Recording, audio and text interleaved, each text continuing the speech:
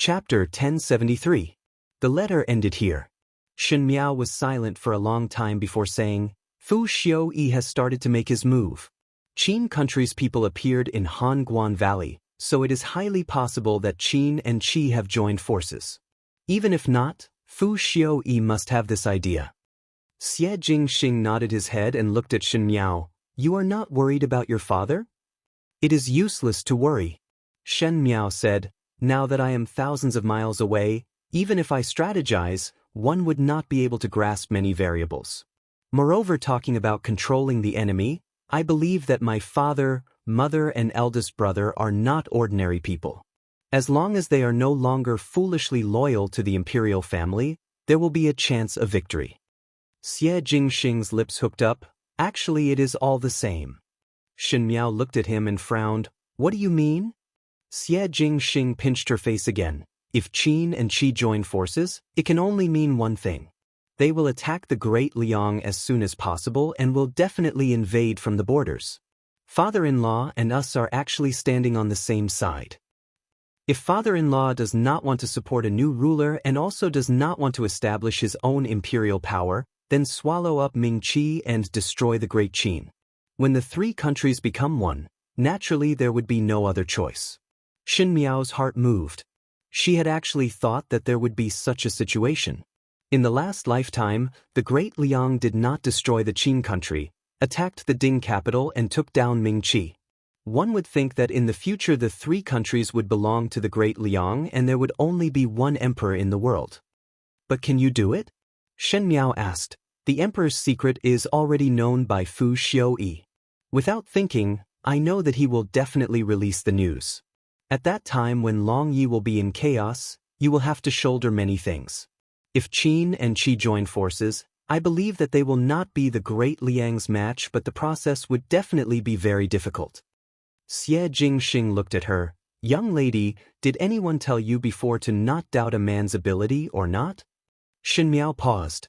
Even at such a time, Xie Jingxing still had the ability to make jokes, so she really felt that she had nothing to say. You watch, he said. The collapse of the Lu family shocked the entire Longya. But because of the letter to the world, the people applauded. After all, the Lu family had done such a rebellious thing, so they shouldn't blame the royal family for being ruthless. Because of this, the court officials had a new structure. Those who had been with the Lu family, those who were restless between the Lu family and the imperial family, those who were determined to oppose the Lu family, each had a new plan. Those who stood on the right team were naturally overjoyed, while those who stood on the wrong team were bewildered. Emperor Yongle was definitely not a benevolent emperor who only knew how to pamper his concubines. He was indeed the son of Emperor Xiao. He would not be soft-hearted when he needed to be. In the past, Jing Fei had been the most favored concubine in the Hogong. Now that Emperor Yongle was going against the Lu family, he didn't even think about the feelings of the past, much less the child in Jing Fei's stomach. Even those who were observant could see that Emperor Yongle had endured for many years to deal with the Lu family. For an emperor to have this kind of skill and temperament was truly daunting. The court officials were more afraid of him because of this and were much more well-behaved.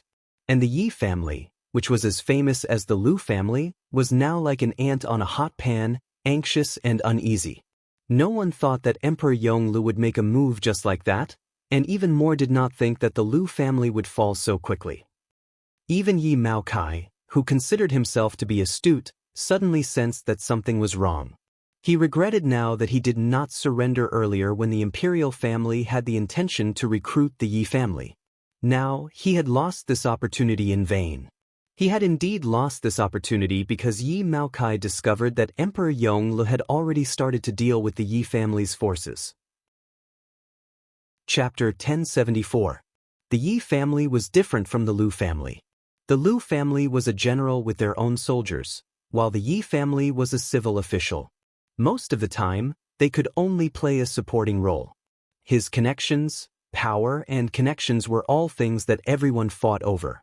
But now, with the fall of the Lu family, everything had collapsed.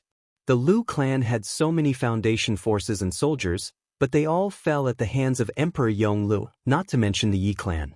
But Yi Maokai observed the situation. And in addition to his understanding of Emperor Yong Li's style of doing things from the Liu family's matter, he felt even more hopeless. He knew that Emperor Yong Li's Yi family would definitely not let them go, and would definitely kill them all. On one hand, Yi Maokai was angry at the Liu family for their arrogance, but on the other hand, it was too late for regrets. Yi Maokai began to prepare for his escape. In the worst-case scenario, he would send Yi Hongguang away. He didn't care that much about Yi Mei and Yi Ku, but Yi Hongguang was his only son. He had to leave a successor for the Yi family. While Yi Maokai was busy, Yi Mei was not idle.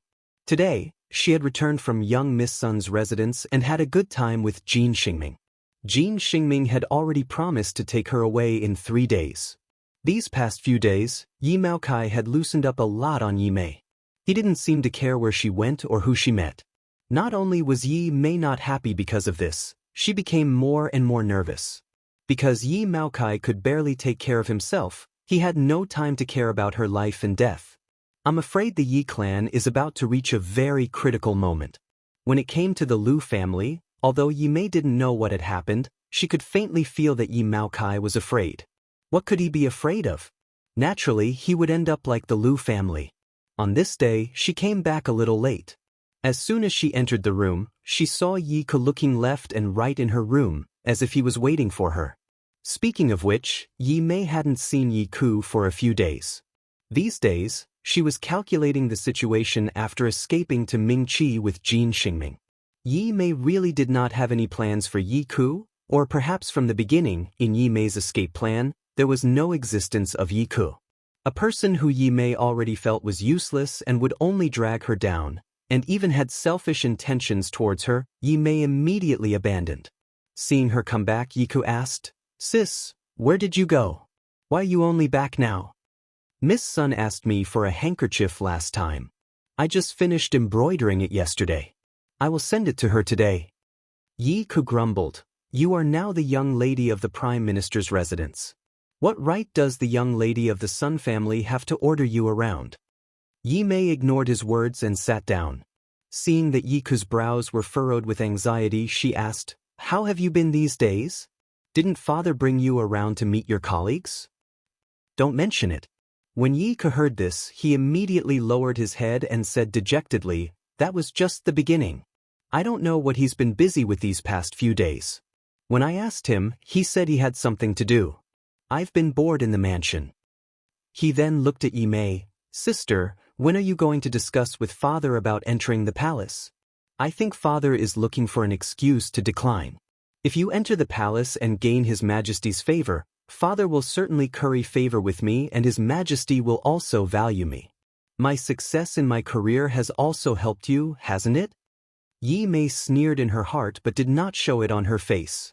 She smiled. "You and I are brother and sister. Naturally I will help you." She muttered to herself for a moment and said, "Speaking of which, your relationship with father is closer than mine and father's. These days, have you seen anything special about your father? Special place?" Yi Ku was puzzled. "Nothing special." Yi Mei saw that he did not understand and changed the method. She smiled and asked, "Not this.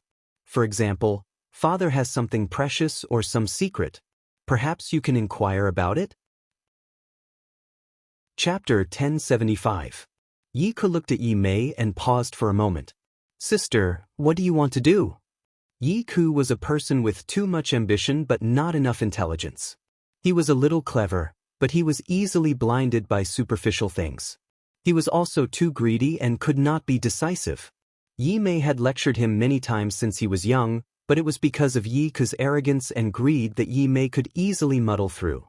She sighed and said, "You also know that the two of us are not of the true Yi clan bloodline after all. I heard that father has been secretly looking for the Yi blood these days. If he can't find it, then so be it. If he does, what will happen to us?" She lied without thinking, but Yi Ku was stunned and immediately believed her. He stammered, "Really? Father is really looking everywhere for the true Yi family?" Yi Mei nodded. Yi Ku's expression became a bit twisted, mixed with anger and jealousy. "How can father be like this, using us and then kicking us away?" "That's why I'm not satisfied," Yi Mei said. It's fine for me, but you are different. If the true Yi blood doesn't return, a cripple can't compete with you. The Yi family will be yours in the future. How can I watch as your things are handed over to someone else? Yi Ku was originally very angry, but now that Yi Mei said this, it went all the way to the 12th. He said, "That's right. That won't do." So I thought of a way. I have to find Yi Maocai's weakness. Since he is the prime minister, he must have some secrets. If these secrets are known by us, we can naturally use them against him. Yi Ku heard this and thought deeply. He said dejectedly, "Father didn't open his heart to me. Now that I think about it, there doesn't seem to be any secrets." His eyes brightened as he suddenly remembered something. He hurriedly said, "Once in his study, I saw a painting of a beauty hanging on the wall. I thought it wasn't bad, so I touched it and was sternly stopped by him. At that time, I guessed what was different about the painting." Yi Mei asked, "And then?" "Father told me that there are some things in the painting, but I haven't become an official yet, so it's useless to me. When I become an official, these things will come in handy, and he will give them to me." Yi Ku spread his hands. "That's the only thing I can think of about the precious thing you mentioned. I saw that what he said didn't seem to be false, so I didn't probe further. Does this count?"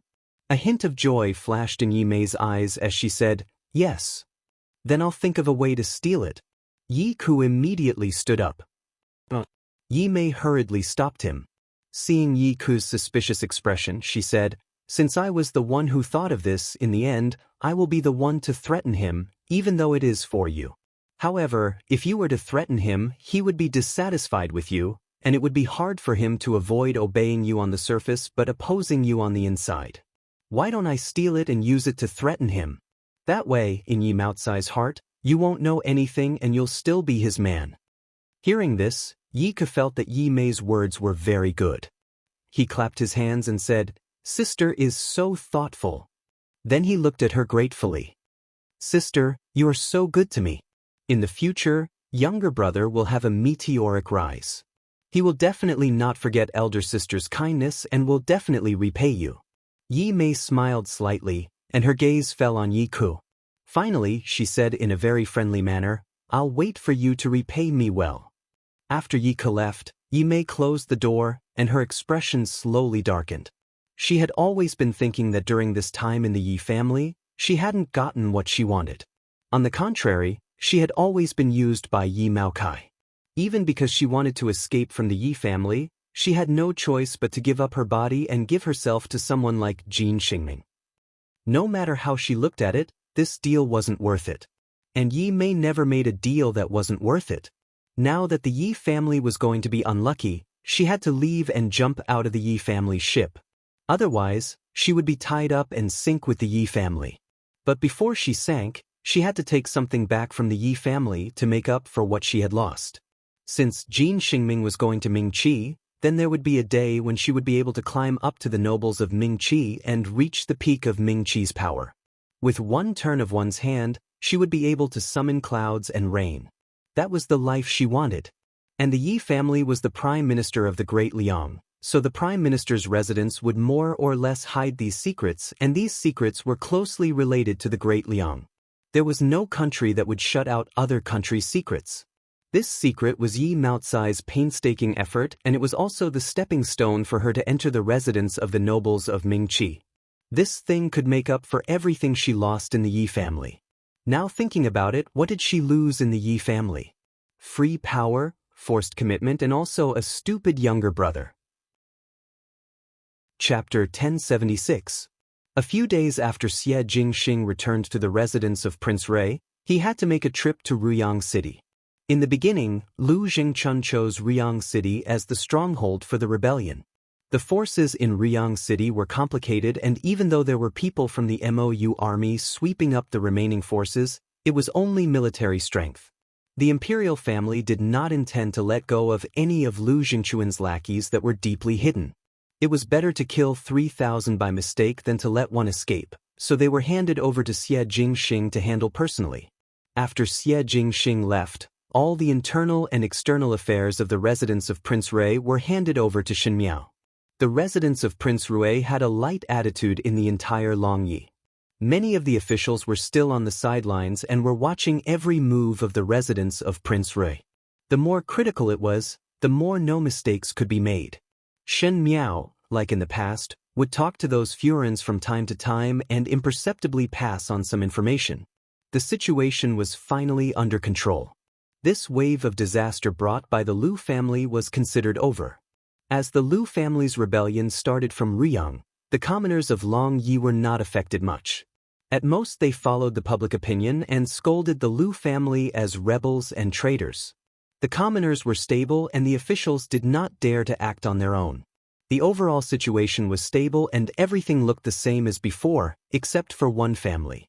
The Prime Minister residence, Yi family. Yi Maokai had been in the imperial court for so many years.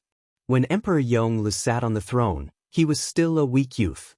Now that this youth had grown into an unfathomable man and his methods were as ruthless as his father, the Yi family did not have a way out.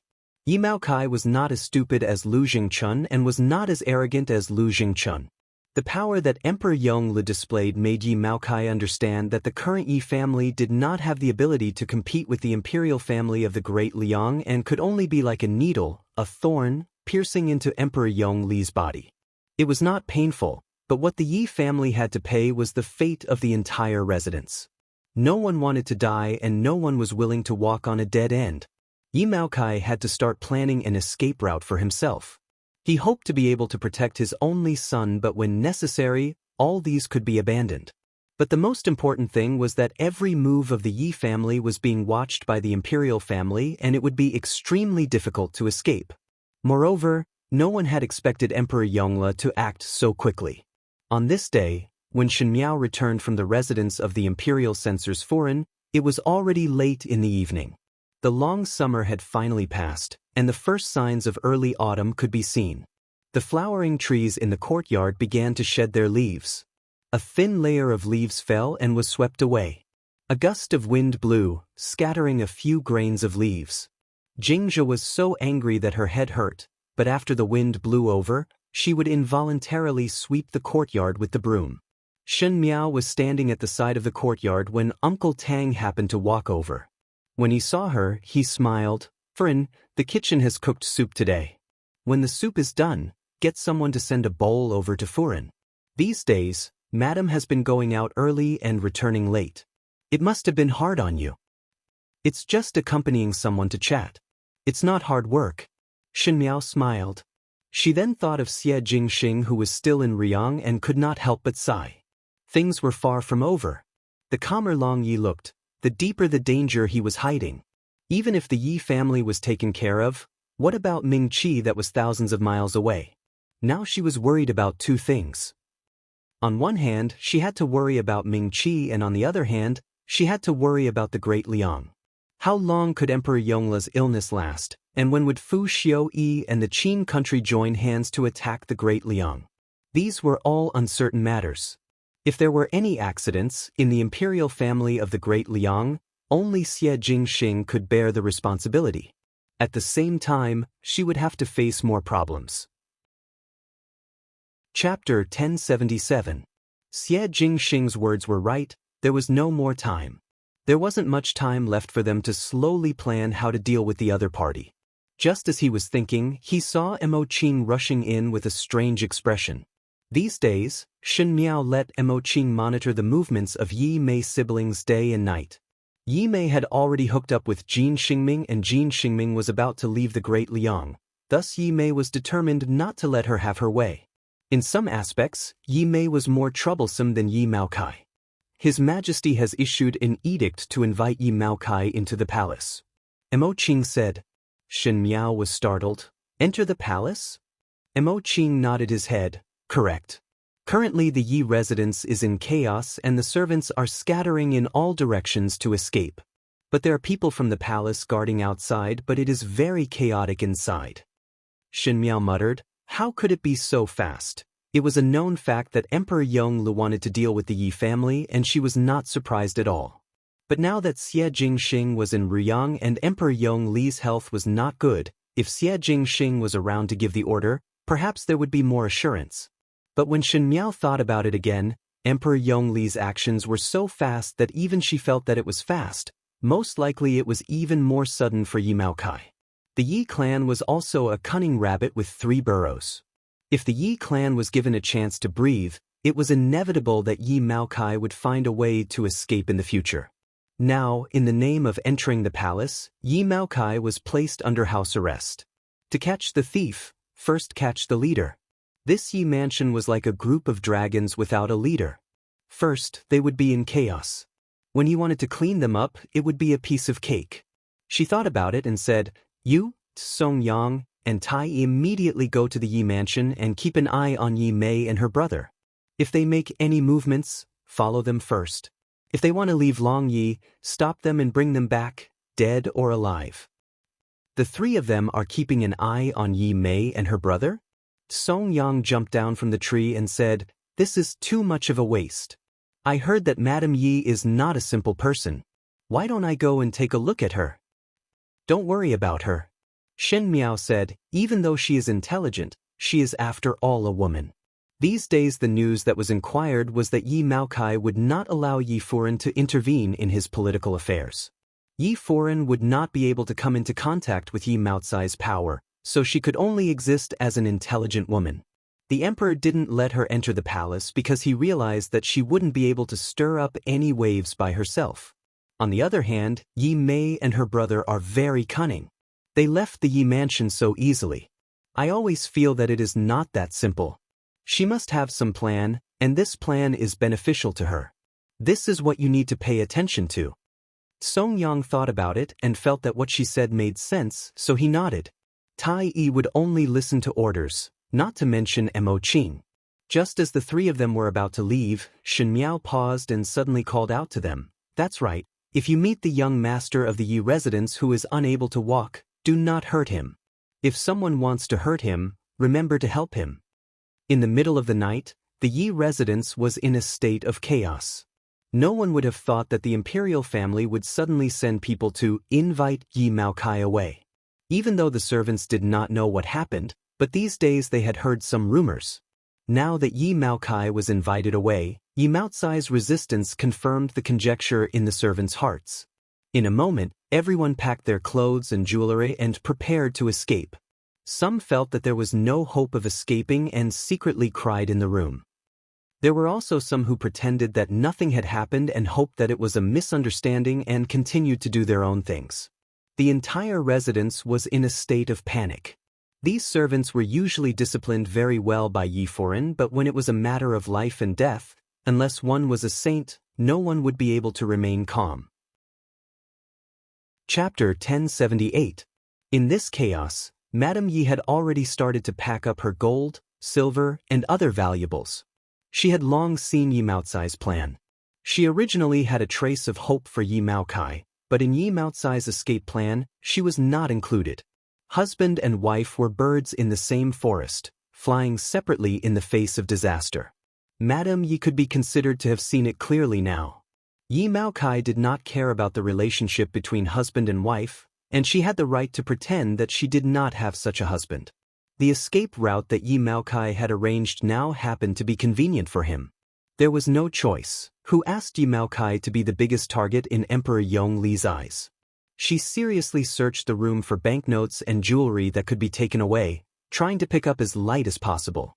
After all, she could not just sit and wait for death. Yi Mei and Yi Ku were the same at this moment. Yi Ku paced back and forth in the room, his eyebrows full of anxiety. From time to time he asked Yi Mei, "Sister, do you think this is true? Is the Prime Minister's residence really finished? How is this possible? We did not hear anything before.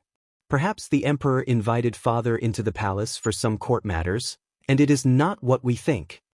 Yi Mei was packing up some banknotes. A few days ago, she had already started to change those jewelry into silver, and then change them into banknotes that could be used by all the banks in the Great Liang. These things were easy to carry, and they were indispensable. She said, "Are you still deceiving yourself and others now? If it was simply to talk about court matters, why did Yi Maokai let the imperial guards attempt to escape when he was invited away? It was obvious that he wanted to abscond to avoid punishment. But there was no sign before this. Yi Ku still refused to believe Yi Mei's words. You just did not pay attention. Yi Ku's eyes widened, and he stared at Yi Mei in disbelief. What do you mean, sister? Did you already know? Since you already knew, why didn't you tell me? I was just casually guessing, relying more on intuition, and there was no evidence. Even if I told you, would you believe me? Yi Mei sneered in her heart, but on the surface she said gently, moreover, these things I will settle them myself. After all, you are my younger brother. Now that the Yi family is in trouble, we cannot be tied to it and sink together. We have to find a chance to escape. I will take you with me. Yi Ku's expression was a little complicated, and he seemed to be very unwilling. I originally thought that staying in the Yi mansion was the best choice, but I didn't expect that not only did I not get an official position, but now I have to run away like a stray dog. Thinking about it this way, it would have been better if I hadn't followed the Yi family back in Qinzhou. This isn't even as good as before. That might not be the case. Yi Mei collected all the banknotes and divided them into several portions. She then said, we have to keep our lives first. You don't have to wait here. Why don't you go back to your room first and put away all your valuables? These things will be useful when we escape. Yi Ku moved his lips, but in the end he didn't say anything. He walked out of Yi Mei's room with his head down, as if he had accepted his fate. It seemed like he had listened to Yi Mei and returned to the room to pack up. Yi Mei saw that after he left, there was no sound outside the room for a long time. Only then did she stand up, a trace of haze flashing through her eyes. After pausing for a moment, she quietly left the room. She walked towards Yi Maocai's study. The door to Yi Maocai's study was closed. Usually, only Yi Ku and Madame Yi went into the study, and Yi Maocai occasionally said something to them. However, Yi Maocai was a cautious person. If he really wanted to hide something, he probably wouldn't do it in a place like the study that could be easily found. However, the more dangerous the place, the safer it was. Yi Maocai could also do the opposite and deliberately put things in the study to surprise people. Chapter 1079. However, Yi Mei had received a hint from Yi Ku before. She knew that Yi Maocai had hung a painting of a beauty in the study. There seemed to be something strange about the painting. There was something important in it that Yi Maocai had mentioned. Now that Yi Maocai had been taken away, there was no hope for Yi Ku to be promoted, so this thing could only be placed here. Because everyone in the Prime Minister's residence was in a state of panic, there was no one outside the study. Yi Mei entered easily and quickly found the painting of a beauty. The painting of a beauty was hung on the wall opposite Yi Maocai's desk. Yi Mei walked over and touched it with both hands. She saw that the painting was very flat and there was nothing wrong with it. How did Yi Ku find it?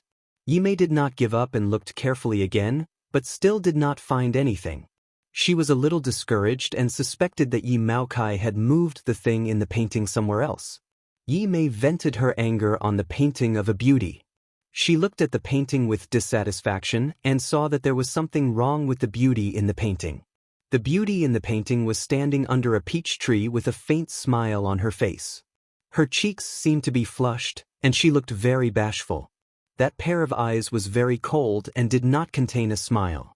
Moreover, they were bright, giving people an illusion that the painting was lifelike and made people feel a chill on their backs. Yi Mei's heart skipped a beat. She suddenly reached out her hand to touch the eyes of the beauty in the painting. Sure enough, the place where her fingers touched was a hard protrusion. She pressed down hard, only to hear a sound. On the wall, the painting of the beauty suddenly caved in. She was excited.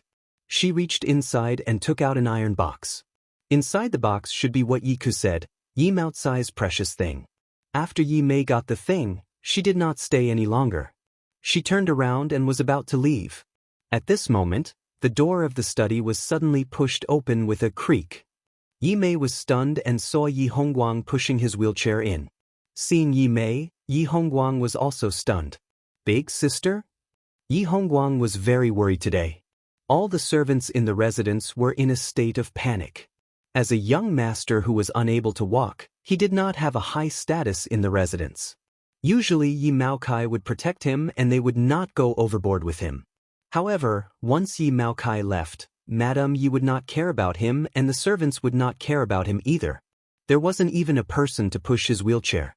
Yi Hongguang was also very worried for Yi Maokai, but there was no one in the manor who spoke to him. In his distress, he could only push his wheelchair to Yi Maocai's study. It was as if the study still had Yi Maocai's aura. It made him feel like he was still the young master of the Yi family who had his father's protection. Who knew that as soon as he entered the study, he would see Yi Mei. "Big sister, why are you here?" Yi Hongguang asked. Yi Mei was still holding the iron box in her hand. When she saw Yi Hongguang come in, she let out a sigh of relief and smiled. "Oh, father asked me to come here to find something for him. I'll give it to him when he returns from the palace. I saw that the servants in this mansion were all busy, so I came to look for them myself." "What is it?" Yi Hongguang's gaze fell on the box in Yi Mei's arms. "Is it the box that big sister is holding?" Yi Mei smiled and said, "Yes." She then said, "Third brother is also here to look for something?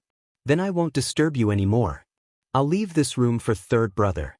Third brother can slowly look for it." She was about to leave, and just as she was about to step over Yi Hongguang's wheelchair, she heard Yi Hongguang suddenly say, "Big sister, don't you know that father never lets women into his study?" Yi Mei paused and stopped in her tracks. Chapter 1080. Yi Hongguang's eyes were very clear and innocent, but at this moment, they seemed to be very sharp. He said, "Big sister, why are you lying? Why are you lying to me?" "I'm not lying." Yi Mei composed herself and smiled. "I'm telling the truth. If you don't believe me, wait for father to come back and ask him. Then you'll know if I'm telling the truth or not." Yi Hongguang acted as if he didn't hear Yi Mei's words and continued, "Is it because of the box in your arms? Is it because you want to steal the item in this box? This box belongs to my father, right?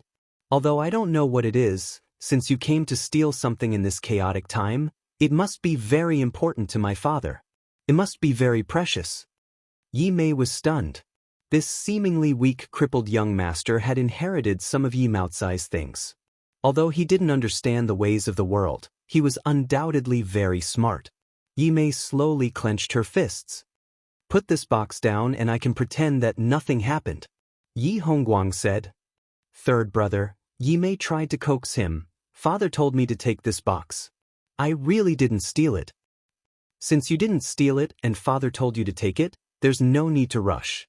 Wait for father to come back and give it to him personally." Yi Hongguang wasn't willing to give in. Yi Mei saw that the appointed time with Jin Xingming was getting closer and closer. She panicked and said, "What if I don't?" "Why not?" Yi Hongguang frowned. "Did you really steal it?" Yi Mei was a little angry. Yi Hongguang's way of thinking was different from ordinary people. She didn't even know how to threaten or bribe this young man in front of her. She said he was smart, but he was stupid enough to think that she would hand over the item in her hands. She said he was stupid, but he saw the uniqueness of this box and stopped her at such a crucial time.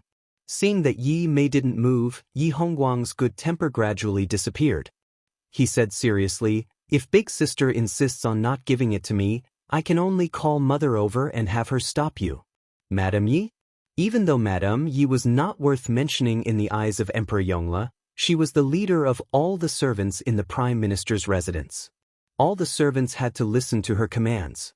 Furthermore, even though Madame Yi acknowledged her as her daughter, she stood on Yi Maocai's side. If Madame Yi found out about this, she might not be able to keep the box. Yi Mei blurted out. "Then put down the box." Yi Mei said, "Third brother, listen to me, someone." Yi Hongguang suddenly shouted, scaring Yi Mei so much that she immediately covered his mouth. Yi Hongguang began to struggle, but he couldn't walk, and he was too weak to use any strength. He was completely restrained by Yi Mei. Yi Mei covered his mouth, but her gaze fell on the large scissors in the wastebasket not far from her hand, flashing with silver light. Her eyes flashed and she suddenly had a plan. Without any hesitation, she grabbed the scissors and fiercely stabbed Yi Hongguang in the chest without even furrowing her brows. Yi Hongguang's mouth and nose were pressed by Yi Mei. Yi Mei suddenly stabbed Yi Hongguang with a pair of scissors. He kicked his legs wildly as he glared at Yi Mei. It was as if he hadn't expected such a vicious woman to exist in this world. However, he didn't have the strength to shout anymore and could only make a sound from his throat. Yi Mei looked at him coldly and said, I didn't want to kill you, but you talk too much. She turned and left. Chapter 1081. Yi Hongguang collapsed on the ground. His wheelchair was overturned, and he was sprawled on the ground. His blood gradually dyed the ground. He tried his best to crawl to the door to call for help, but it was easier said than done. The door was so close, but at this moment, it was like a road with no end in sight. It was so long that it made one despair. Tai Yi and the others had just arrived at the Yi residence, but they didn't see Yi Mei's whereabouts. They thought that Yi Mei had escaped in a short amount of time, but when they checked the study room, they were shocked. Yi Hongguang was lying in a pool of blood, barely breathing. They didn't know if he was dead or alive. Song Yang asked, What happened? What should we do? Mo Qing came out from another room and said, Yi Mei and younger brother intend to escape from the residence. Tai Yi eldest brother's Qinggong is good, you will follow. Tai Yi acknowledged and leaped out of the window, disappearing into the night. When Mo Qing's gaze landed on Yi Hongguang's body, he jumped in fright and said, What happened? I don't know. Song Yang scratched his head and squatted beside Yi Hongguang to check his breath. He's still breathing, but I don't know if he can be saved. It seems that they have been schemed by others. Mo Qing said, Quickly move out and lure people over. Come on. Song Yang clapped his hands. The servants in this manor are all busy with their own matters. How would they have the time to care about this young master? Haven't you heard of the saying, a phoenix with its feathers down is no better than a chicken? Moreover, the madam of this mansion doesn't really like him. Seeing him like this, she can't wait to clap her hands in delight. How could she call for a doctor for him? Then bring him back. Mo Qing walked to Yi Hongguang's side and carried him up. Yi Hongguang's body was weak and it was effortless to carry him up. Mo Qing said, Furin sees this boy in a different light, and if we do not save him, it would not be good. Thinking that if Furin was present, she would also make the same choice. Bring him back to young Master Gao first. Whether he can be saved or not depends on his fate. Song Yang shrugged. I'll listen to you. The young man suddenly opened his eyes and squeezed out a few words with great effort. Savings? What does he mean by that? Song Yang was puzzled. However, Yi Hongguang's head tilted to the side, and he didn't wake up no matter how hard he tried. I don't understand. Let's go quickly and wait for the servants to come. Mo Qing said. The two of them did not dare to delay any longer. They did not stay here for long and quickly left. Shen Miao was sitting in the room waiting for news. Emperor Yongli's actions came so quickly that many things had to be brought forward. Planning was one matter and seeing if the plan would succeed was another matter. However, Tai Yi and the others had been gone for so long, causing her heart to sink. She wondered if Yi Mei had already escaped. Just as she was thinking, she heard Jingzhi saying happily, They are back, they are back. They are back. Shen Miao stood up and heard Gu Yu's surprised voice coming from outside the door. What is going on? Quickly call Dr. Gao over. This was Mo Qing's voice. Following that, the door was pushed open and Mo Qing and Song Yang both walked in. Mo Qing was carrying someone, and when they entered the room, he placed that person on the couch. Shen Miao took a look and was stunned as she cried out involuntarily, Yi Hongguang. When this subordinate went over, he was found lying in the study and seemed to have been assassinated. The assassin should be someone from the residence. Yi Mei's siblings were planning to escape and Tai Yi was already following behind them. He left a signal along the way and this subordinate would immediately rush over. One had already ordered someone to invite Gentleman Gao. Mo Qing explained. Who in the Yi residence would have such a deep hatred with a child? Shen Miao saw Yi Hongguang's face that was 90% similar to Fu Ming's, and her heart was very sad and somewhat angry, to even lay such a vicious hand on a child. Perhaps it was done by Yi Mei? Song Yang said. Shen Miao frowned. What is the meaning of this? This child woke up once and said a few words. Mei stole something and ran away. Mo Qing said, this subordinate guessed that she perhaps wanted to say that Yi Mei stole something and ran away. Perhaps Yi Hongguang bumped into her when she was stealing and thus silenced her. But what exactly was stolen? Song Yang said, gold, silver and jewelry? To lay hands on a child for these things. TSK Disket. This female is really ruthless. Not right, Shen Miao suddenly said. Both of them were surprised for a moment and asked at the same time, what is not right? Not right. This matter is not right. A thought suddenly flashed in Shen Miao's mind, and without any time to consider, she immediately said, Song Yang, immediately follow the signal that Tai Yi left behind. If you see Li Mei leaving Long Yi, no matter if it is by land or water, do not stop her. But you must delay their time and make them slow down a little. Do not stop them? Song Yang was startled. Yes, do not stop them, Shen Miao said.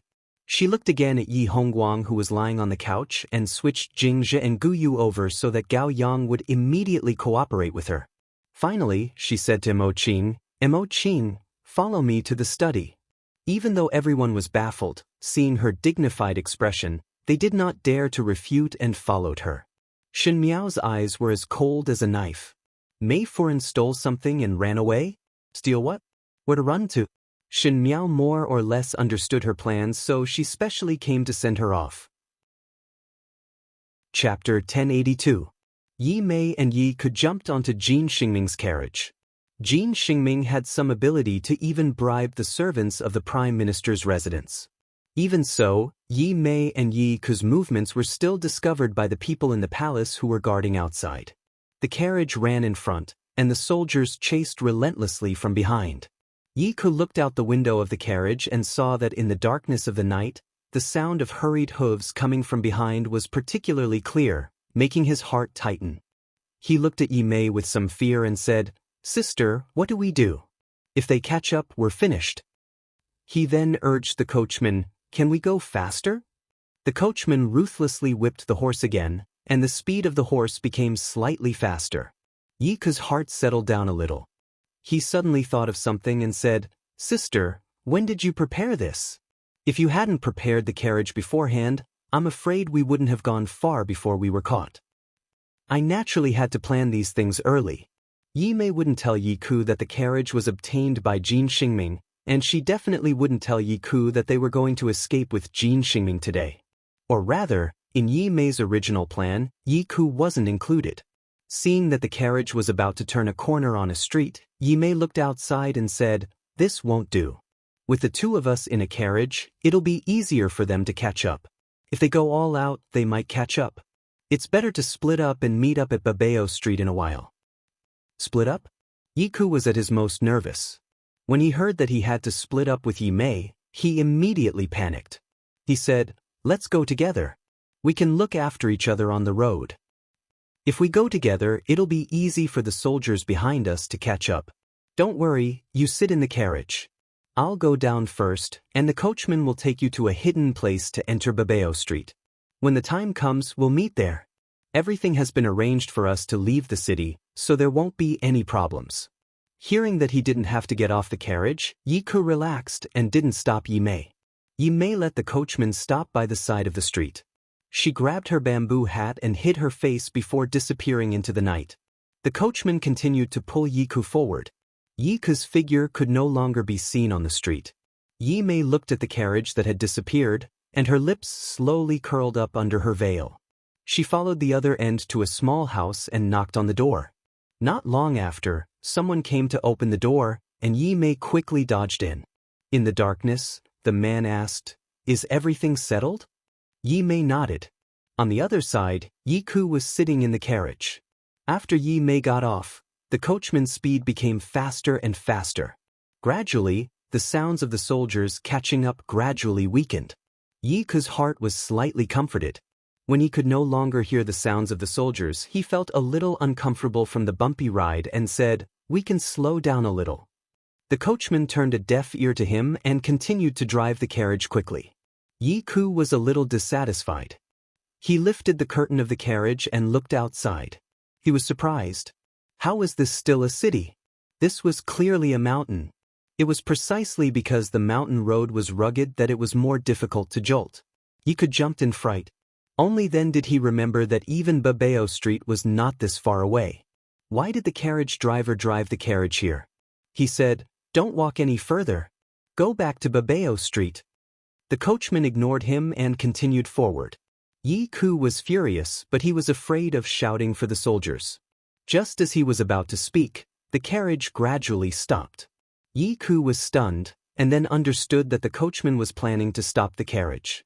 This coachman really didn't listen to orders. Yi Ku planned to go outside Babao Street and teach this person a lesson. Just at this moment, the carriage stopped. There was a rustling sound from the front, and the coachman got off the carriage. Chapter 1083. Yi Ku opened the curtain and looked out of the carriage at him before scolding, "Why did you come down for? Still not bringing me to Babao Street?" The coachman glanced at him, and only then did Yi Ku see clearly that the coachman was more muscular than an ordinary person. Even if a normal coachman needed to practice, he would not be as tall and muscular as this person. There was a faint feeling of uneasiness in his heart, and he could not help but not dare to shout. Even though he was also a young male, he was not as tall as this person and his body was not as strong as this person. One feared that he would be at a disadvantage if they fought.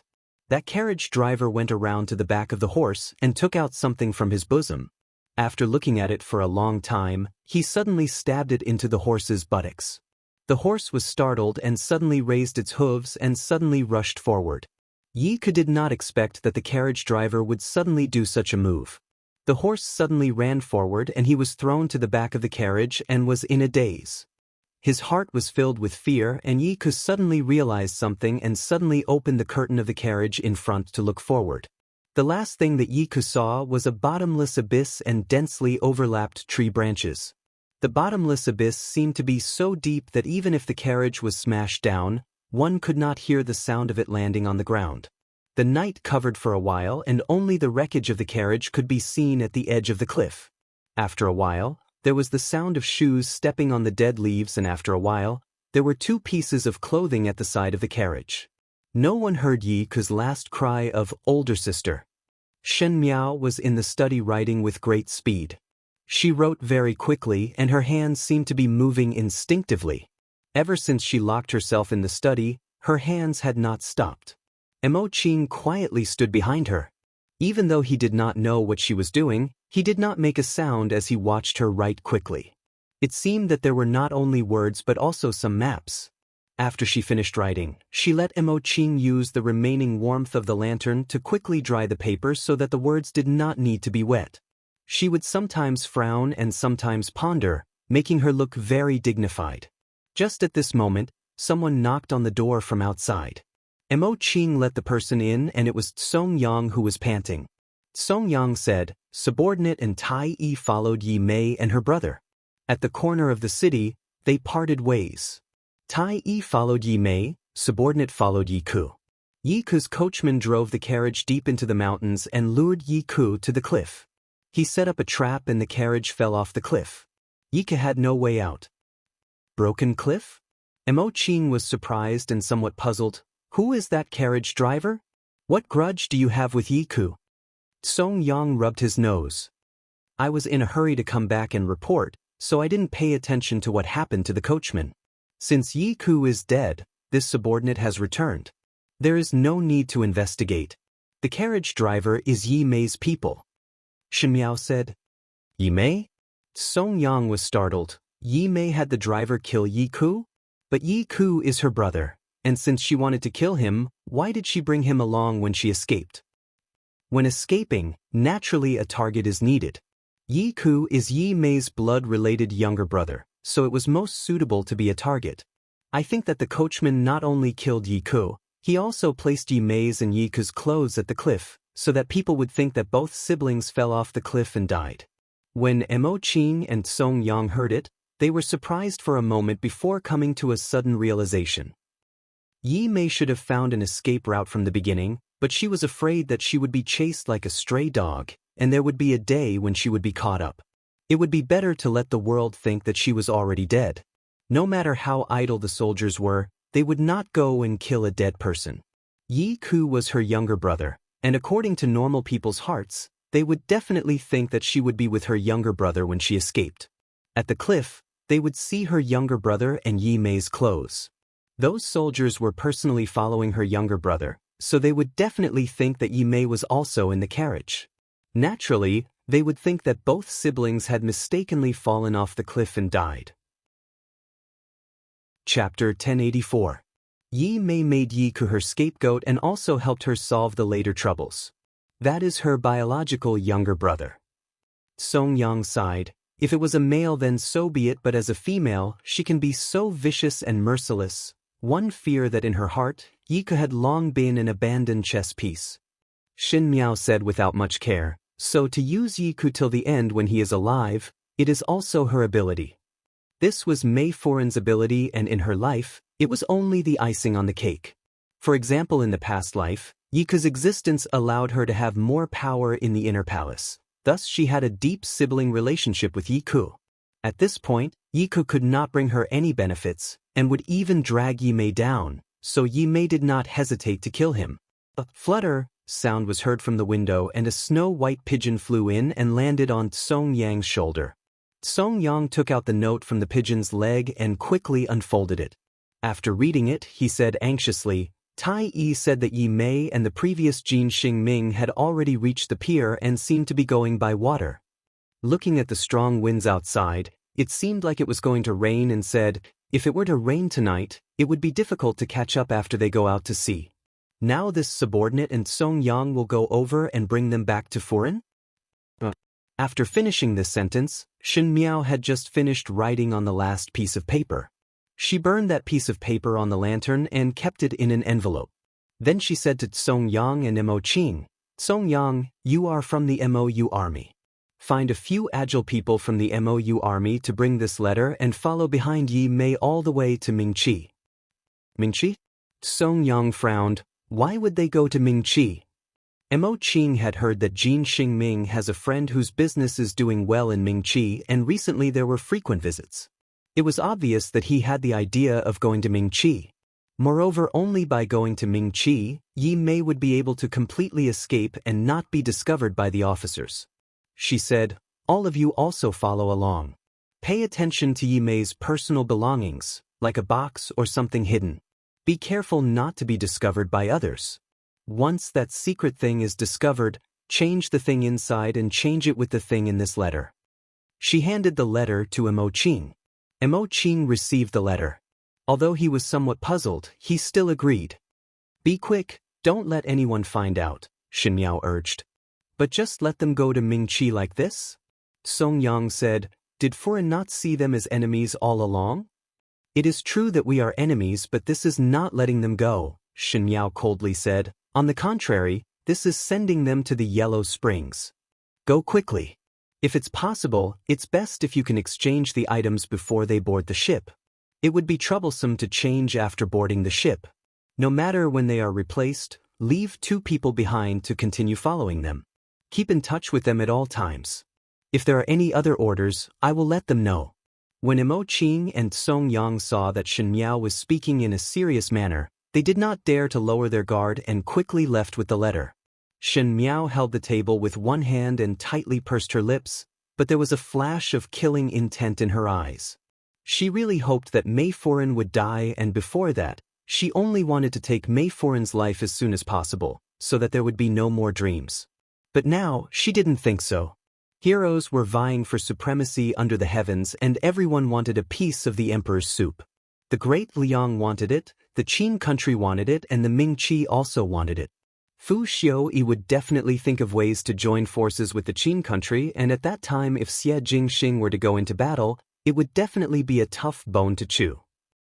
With the enemy in front of one's eyes, one would have to erase them, but before that, it would be better to make the best use of everything. Dogs biting each other, would it not be good? Chapter 1085. No one understood Yi Mei's schemes and selfishness better than Xin Miao. A person who could even abandon her own younger brother, how would she make a losing deal? Yi Mei wanted to get something from the Yi family to compensate her.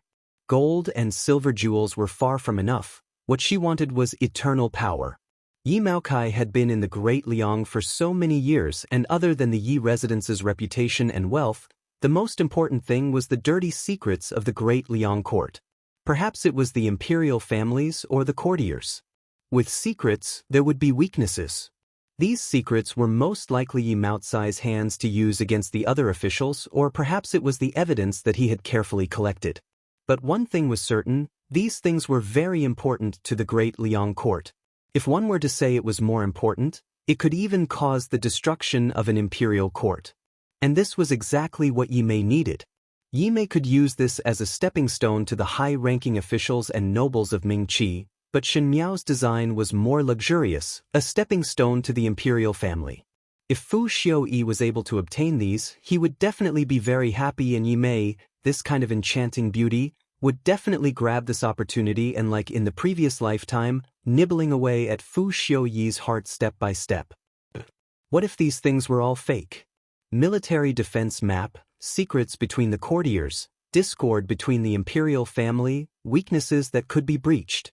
All these things looked as if they were the key to Mingqi's victory over the Great Liang. But what if all these things were fake? Mingqi would fall into a wrong judgment, deploy troops in the wrong place, and use the wrong methods to sow discord. At the end, success or failure would be achieved and the great cause would be destroyed. This was the logic of 1,000 li dike being destroyed by an ant's nest. Of course, Yi Mei did not know that she was holding the wrong things. Of course, Fu Xiuyi could also doubt the authenticity of the things that Yi Mei took out. But it did not matter. Shen Miao believed in Mei Furin's ability. She was a very powerful woman, so at the end, Fu Xiuyi would definitely believe Yi Mei's words. Therefore, in the end, the outcome of this battle was also predetermined. It was not that Shen Miao did not want to kill Yi Mei, nor did she deliberately release Yi Mei like a tiger back to the mountain.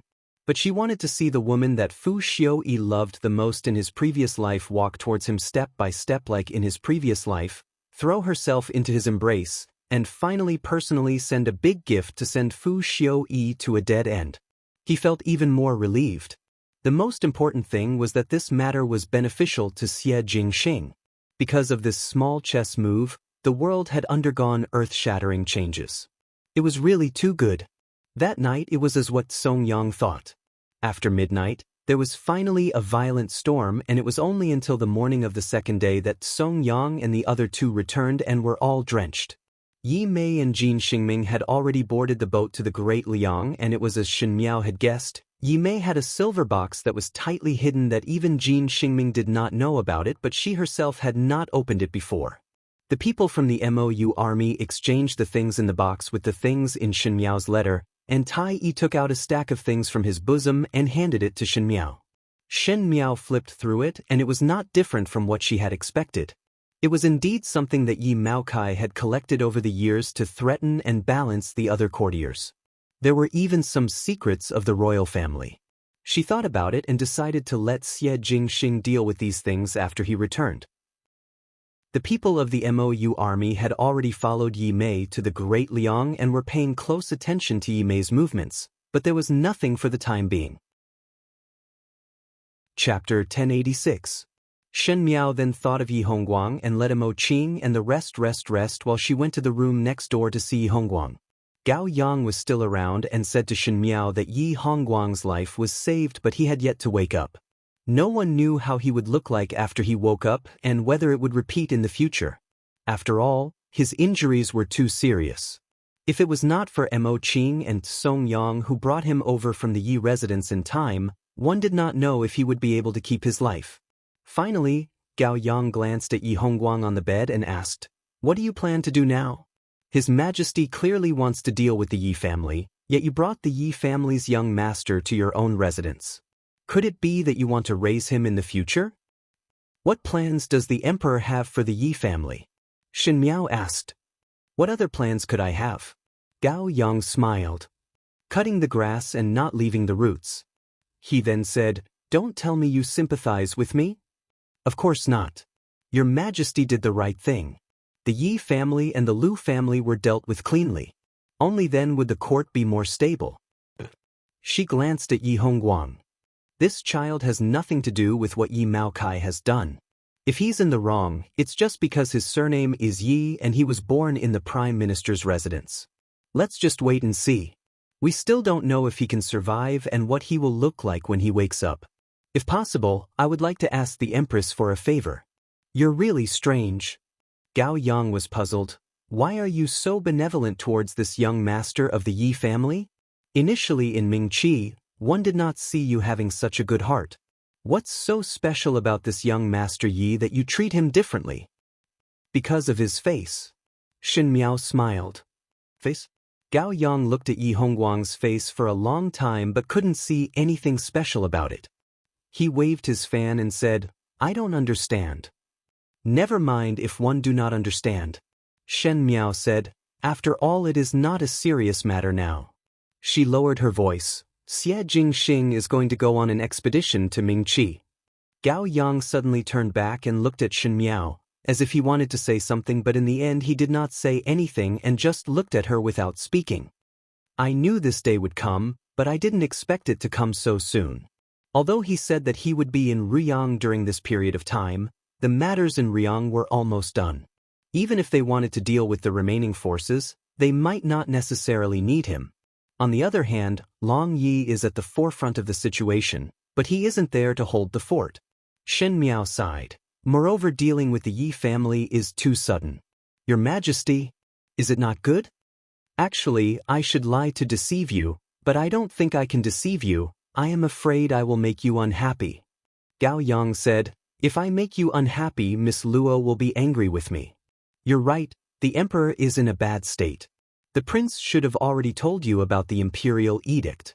Now His Majesty is instructing his own confidants to send some people to follow Prince to Mingqi.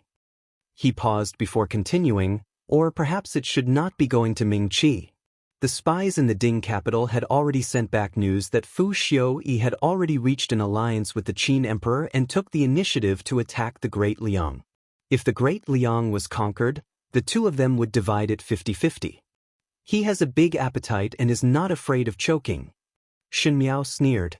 Fu Xiuyi, this person, most likely had an appetite after gaining power and influence. Before that, he was respectful to the Great Liang people and had a gentle attitude.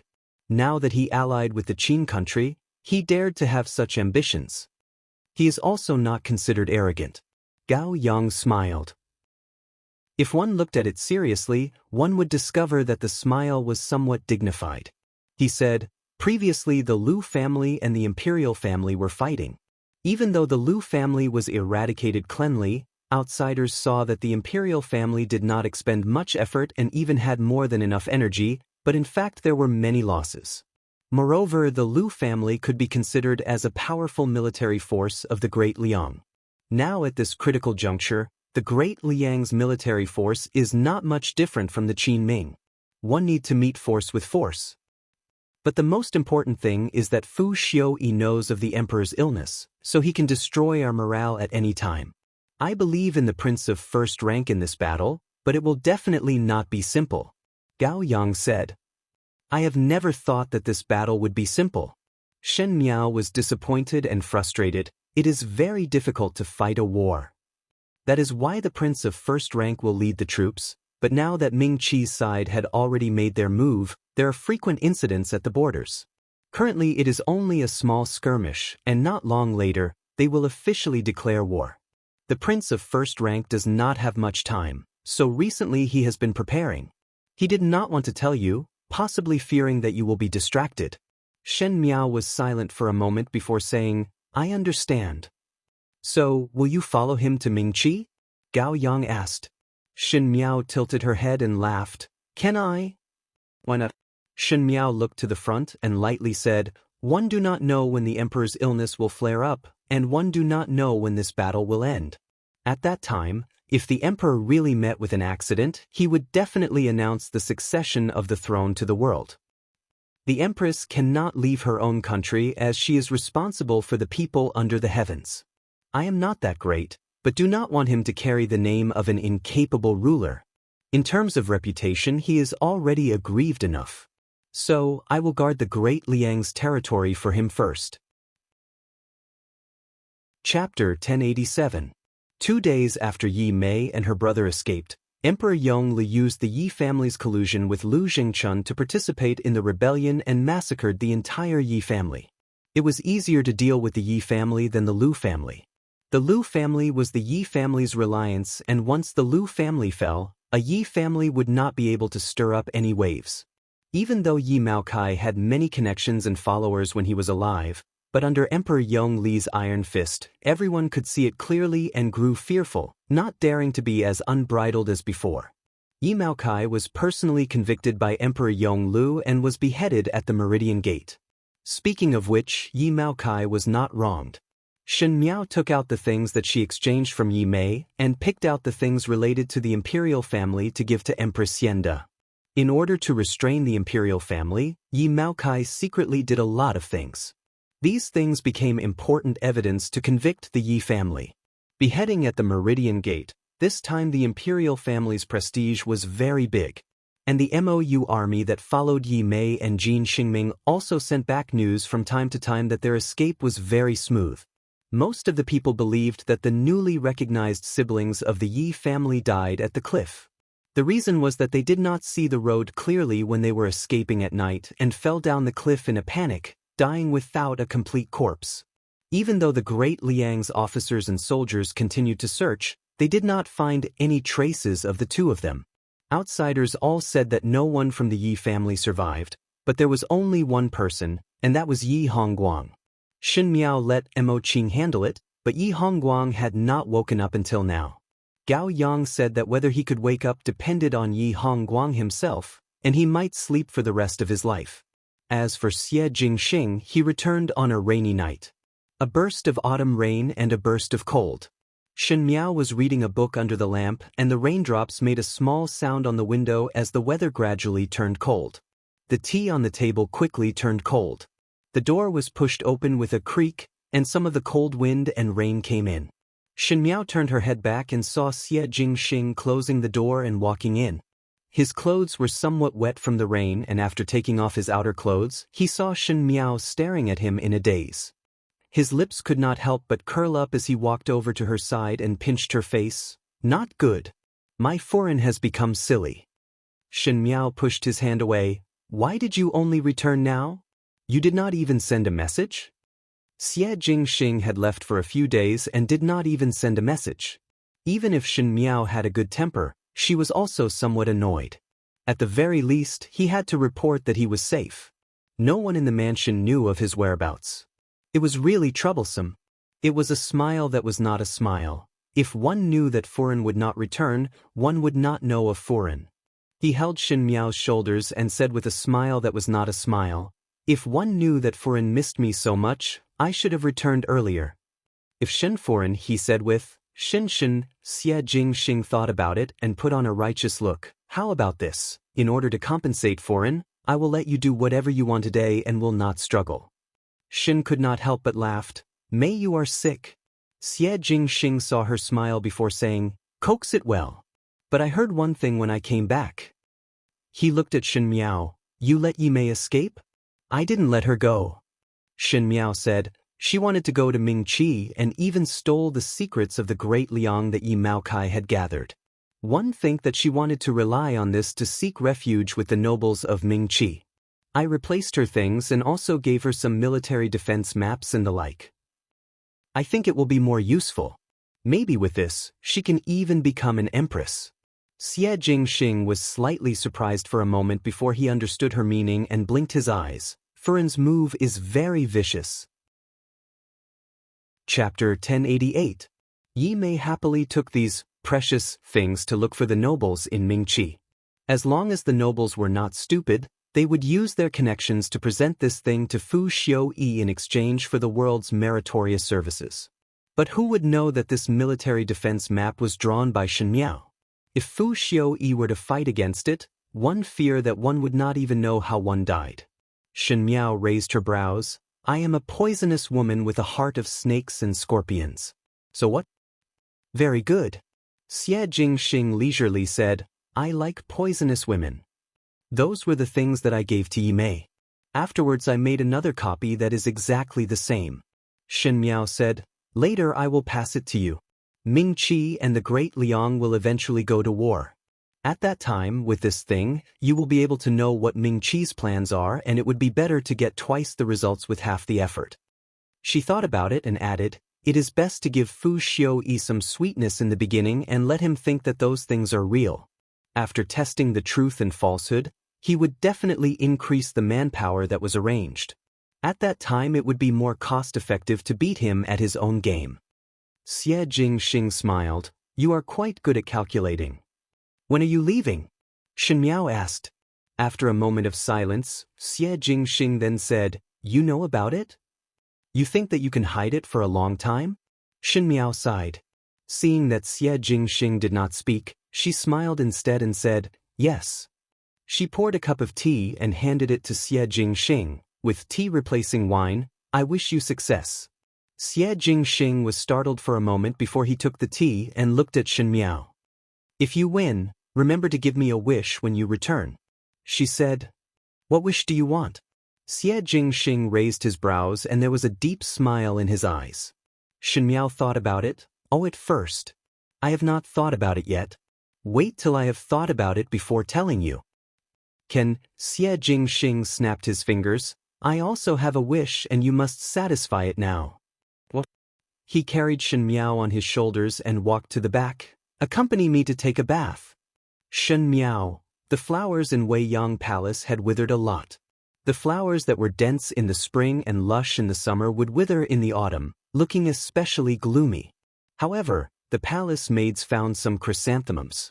Big purple, white, and yellow flowers were already showing signs of blooming. It seemed like they could melt away the loneliness a little. However, autumn was already harsh. How could it be changed by a few pots of flowers? The autumn rain drifted in, and some of it drifted into the house. Tao Gugu closed the window and fiddled with the small stove a few times before quietly retreating. Emperor Yongle reclined on the couch. He was actually very handsome, but his face was usually cold and expressionless, so his handsomeness was overlooked by others. What the people saw was the cold indifference of the emperor and his deep schemes. Without the identity of Emperor Yongle, no one knew what kind of person Xie Qi was. Perhaps there were two exceptions. One was Prince Rui, Xie Yuan, and Empress Xianda was also one of them. The former Empress Dowager Jingxian could also be counted as one, but she had already passed away, so it was useless to talk about her now. Empress Xianda was brewing flower tea. There were flower petals and the first snow that was buried under the tree last year. A spoonful of honey was placed in it and a small fire was slowly lit. A sweet fragrance was emitted from the small pot.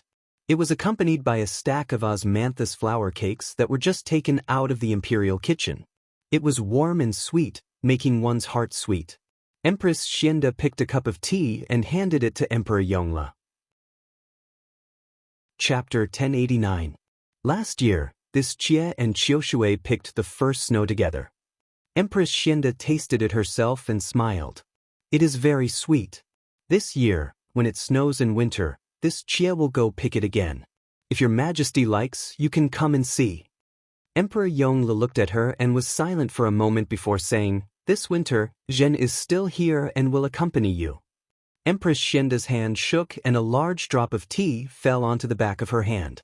She hissed in pain. Emperor Yongle saw the situation and grabbed a handkerchief from the side. He pulled her hand and wiped it as he scolded, Why are you so careless? But the water did not dry, and instead increased. Empress Xianda cried. Her tears also fell onto the back of her hand. They were warm, and seemed to be hotter than the boiling tea. She said, Your Majesty, why do you say such heart-wrenching words to make this Jie sad? Emperor Yongli's movements paused and looked at her. Qingzhen, ever since this Jie entered the palace, this position of Empress, I have been very sensible. What I know and what I do not know, I am very clear. Whatever your Majesty does, this Jie will not have any complaints. But even at this stage, does your Majesty still want to treat me like this? Her words were all accusations, but her tone was very calm, as though even if she was full of grievances, she could not get angry at Emperor Yongle. She said, Your Majesty disdains to coax me, and wants me to stay awake until the last moment. But does your Majesty not know how painful it is to be awake? Emperor Yongle paused for a long time. After a long time, he picked up the handkerchief again and wiped the tears on the back of Empress Xianda's hand. He said, Qingzhen, other than Imperial Mother, You are the only woman that Zhen has let down in this life. You are the only one that can stand by Zhen's side. Zhen also knows the feeling of being awake. Zhen has no other choice. Empress Xianda stared at the flower tea in her cup and said, "Emperor has decided." Zhen has decided. Imperial Mother once said that in the world, there are many heroes. Zhen cannot be a hero, but to be able to support the great Liang to this state in my lifetime, I am already satisfied with the Lu and Yi families. The rest of the journey was up to Xie Yuan. After that, Zhen cannot manage but, he paused before continuing, Zhen still hoped that it can be like what Mother Empress said, great Liang prospering, the world clean, the throne of the country lasting for 100 generations. Qing Zhen, Emperor Yonglu sighed, we do not know when we will fall, nor do we know when we will wake up again. If that day comes, you must accomplish what I have instructed you to do. After that, you can go and live the life you want to live. Whether you're sober or confused, as long as you're happy. Empress Xianda lowered her head and stroked the edge of the teacup. After a long while, she looked at Emperor Yonglu and a slight smile appeared on her face. She said, "Does your Majesty still remember the scented tea that Xie brewed for your Majesty to drink when we first met?" At that time, Empress Xianda's mother brought her into the palace to see Empress Dowager Jingxian. Empress Dowager Jingxian was originally choosing a wife for Emperor Yonglu. That day, there were also some young ladies from the other officials' families. They were all in the 4 arts and performed in front of Emperor Yonglu, but it was all for that high and mighty position. Yet she sat alone at the corner, smiling quietly and looking at everything indifferently, as if she did not care about all of it. No matter if it was the high and mighty Empress position, or the handsome young emperor, she did not pay any attention to them. Empress Dowager Jingxian asked her if she had any talents. At that time, how did Empress Xianda answer? She said, "This official daughter is slow-witted and do not have any special skills. It is just that when I am at home, I occasionally brew tea for father and brother. Father and brother feel that it is very good." Chapter 1090. At that time, the other young ladies all had disdainful expressions. Things like brewing tea could be left to the servants. A noble young lady didn't know how to practice some skills and only knew how to brew tea. Did she really think she was a servant? Empress Dowager Jingxian was very satisfied. Afterwards, Empress Dowager Jingxian said to Emperor Yonglu, "I think Qingzhen is a good child. Brewing tea depends on her character. She is very steady and has a peaceful nature. She can be with you for a lifetime. Whether it's a big storm or a big wave, or a small stream flowing over a long period of time, she will gladly endure it. This is very good, very rare." Emperor Yonglu thought of Empress Dowager Jingxian's words and couldn't help but look at Empress Xianda. Empress Xianda was blowing on the flower petals floating on the surface of the teacup. Ever since Empress Xianda entered the palace, it had been so many years. As Empress Dowager Jingxian said, she was a calm person. She never asked much and didn't meddle. She just sat in silence. It was as though she was still the same as before, sitting in the corner with a cup of tea and a slight smile. Even with the passing of time, she didn't change. Empress Xianda detected Emperor Yongli's gaze and smiled. "Your Majesty, let's not think about other things today. Since autumn is here, let's relax for once. Drink tea, play chess, play the zither and write like before. Is that okay?" Emperor Yongli nodded. His answer was straightforward, and there was a slight smile on his usually cold and almost rigid face, which actually surprised Empress Xianda. She reacted and quickly stood up as though she was afraid Emperor Yonglu would change his mind. She said, "Then this Jie will go get the box of jade chess pieces that Jing Xing sent. After Jing Xing was sent here, Your Majesty has only played with this Jie once. It was a waste of a good chess piece." Emperor Yonglu laughed. "Let Tao Gugu go get it." "I don't know where she is." Empress Xianda said, "This Jie has hidden. Your Majesty, wait for this Jie here." She lifted her skirt and jogged to the back. Empress Xianda had always been quiet and gentle. It was rare for her to be like this. She showed a young girl's beauty that wasn't there usually. Emperor Yonglu looked at her, and as he looked at her, his gaze became somewhat pained. He frowned and coughed violently twice. He grabbed a handkerchief from his sleeve and covered his mouth. After a long while, he wiped the handkerchief away from his mouth. It was also clean, and nothing could be seen. The handkerchief was pinched in his palm, revealing a bit of captivating red in a crease. It was very eye-catching. He paused and put the handkerchief into his sleeve. Looking at Empress Xianda, who ran out with the chess box, she smiled, as if nothing had happened. The following days were unusually peaceful.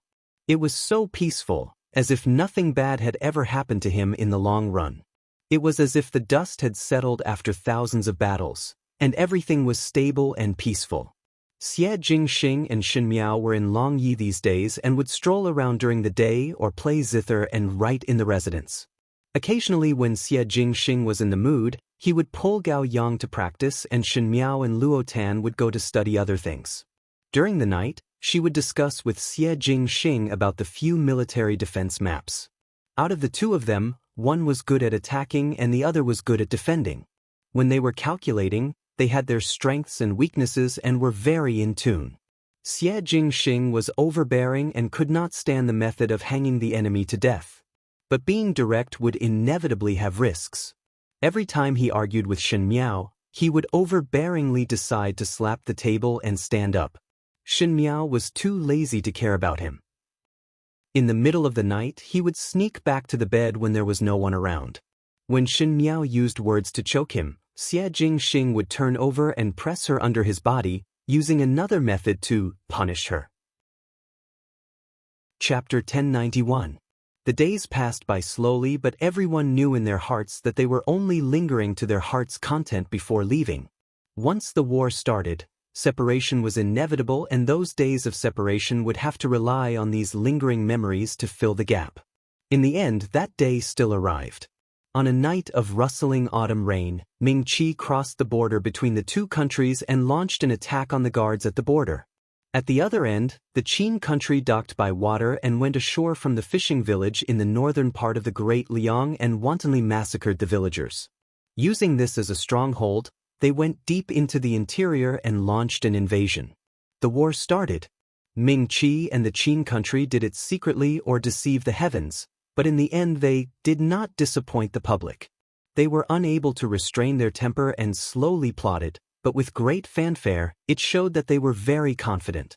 Would the Great Liang fight or not? Naturally it was to fight.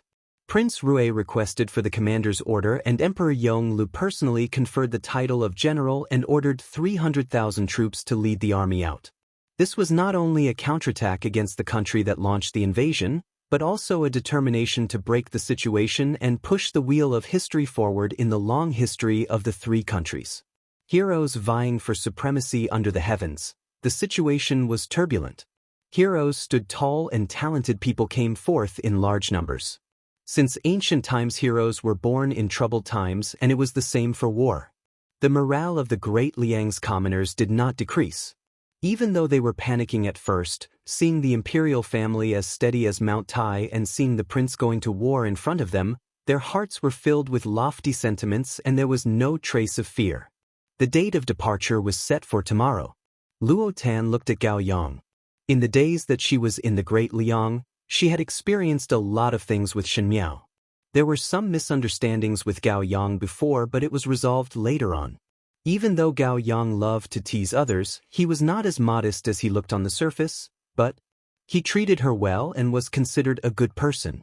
Luo Tan originally wanted to follow Gao Yang back to Ming-Chi, but previously she secretly followed Shen Miao to the Great Liang. Now that such a long time had passed and Fu Xiaoyi had started to deal with the Shen family, naturally he would not let off the Luo family. Luo Tan wanted to advance and retreat together with her family.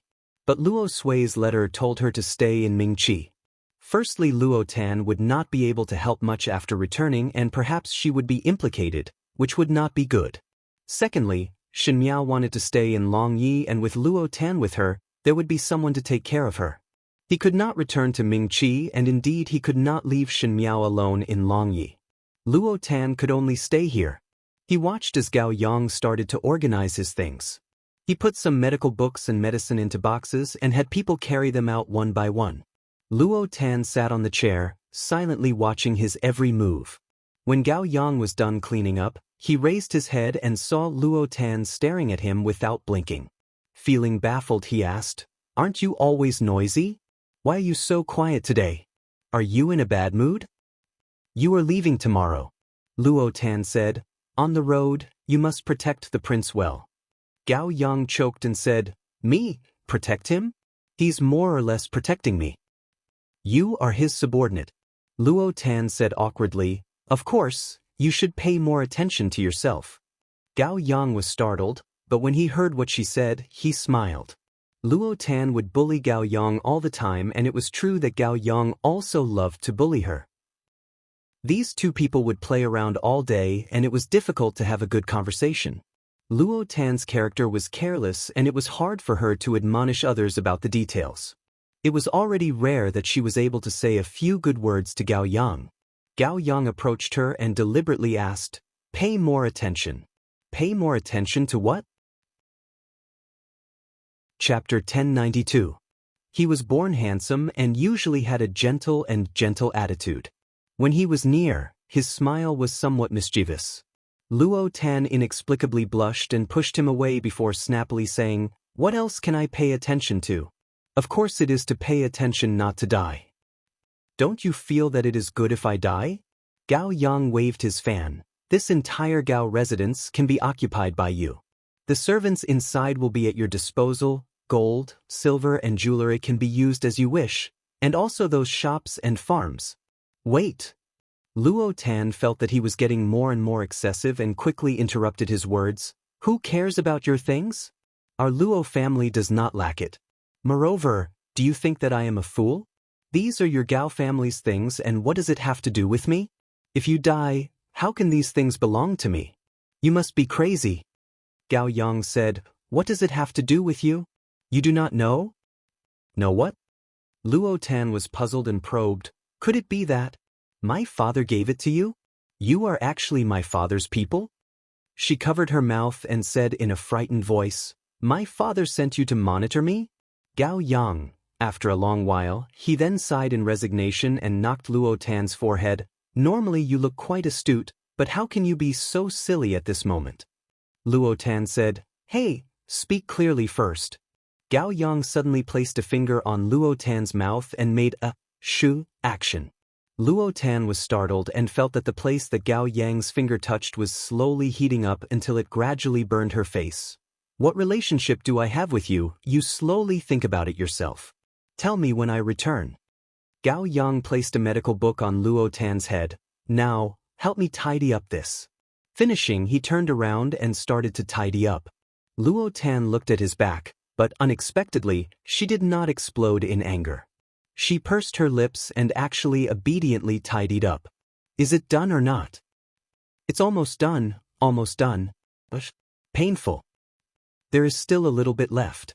Do not be afraid. I will be gentle."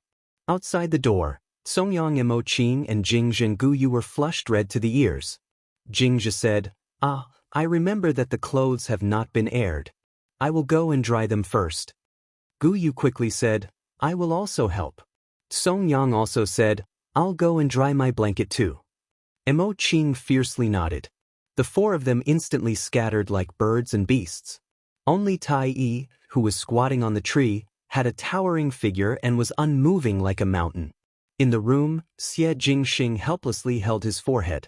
Shen Miao finally strung the last rope and patted his hand in satisfaction. "Done." Xie Jingxing looked at the string of red ropes on his wrist and felt a headache coming on. Why would he tie up the rope worn by so many women for no reason? But Shen Miao was still supporting her cheeks and said with a smile, "So many, how can it not be broken?" Before he could speak, Shen Miao had already stood up with a bang and sat on his thighs, scaring Xie Jingxing. The wine jars in the room were all empty and the room was filled with the smell of alcohol. Shen Miao's face was flushed red from drinking and was as beautiful as a flower. It was rare for her to have a sweet smile as she held his face with both hands and kissed his face. Xie Jingxing was already calm. From the time Shen Miao got drunk till now, she had kissed him dozens of times. As long as Shen Miao was drunk, basically, one would see a completely different female. How to say, It was like a lecher who molested a young lady. The dignified Prince Rui had lived for so long and had flirted with countless females intentionally or unintentionally, but there was only one female who flirted with him. Moreover, it was a heartless female who did not admit it after waking up. This new face is indeed not bad. Shen Miao said, can be a top courtesan. Xie Jingxing stared at her expressionlessly for a long while before saying, thanking Furen for the appreciation. Shen Miao was satisfied and said, reward you with some money. Take it to buy clothes. She felt around in her sleeves and took out something before throwing it into Xie Jingxing's hands. It was the jade token that Xie Jingxing gave her in Mingqi. Before Xie Jingxing could see it clearly, Shen Miao waved her hands again and again. No, no, no. I took the wrong one. This was given to me by my husband.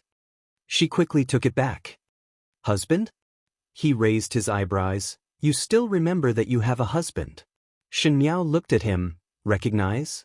My husband is better looking than you. Xie Jingxing, but he is going to go to war. She buried her head on Xie Jingxing's shoulder and found a comfortable position to nestle up. She yawned and seemed to be somewhat sleepy as she said in a daze, so I am drunk so that when he leaves, I will not be able to see him if I am still drunk and do not wake up. Why do not want to see him? Xie Jingxing frowned. Her voice gradually weakened. Because I do not want him to be entangled in love. But if I see him leave, I will be reluctant.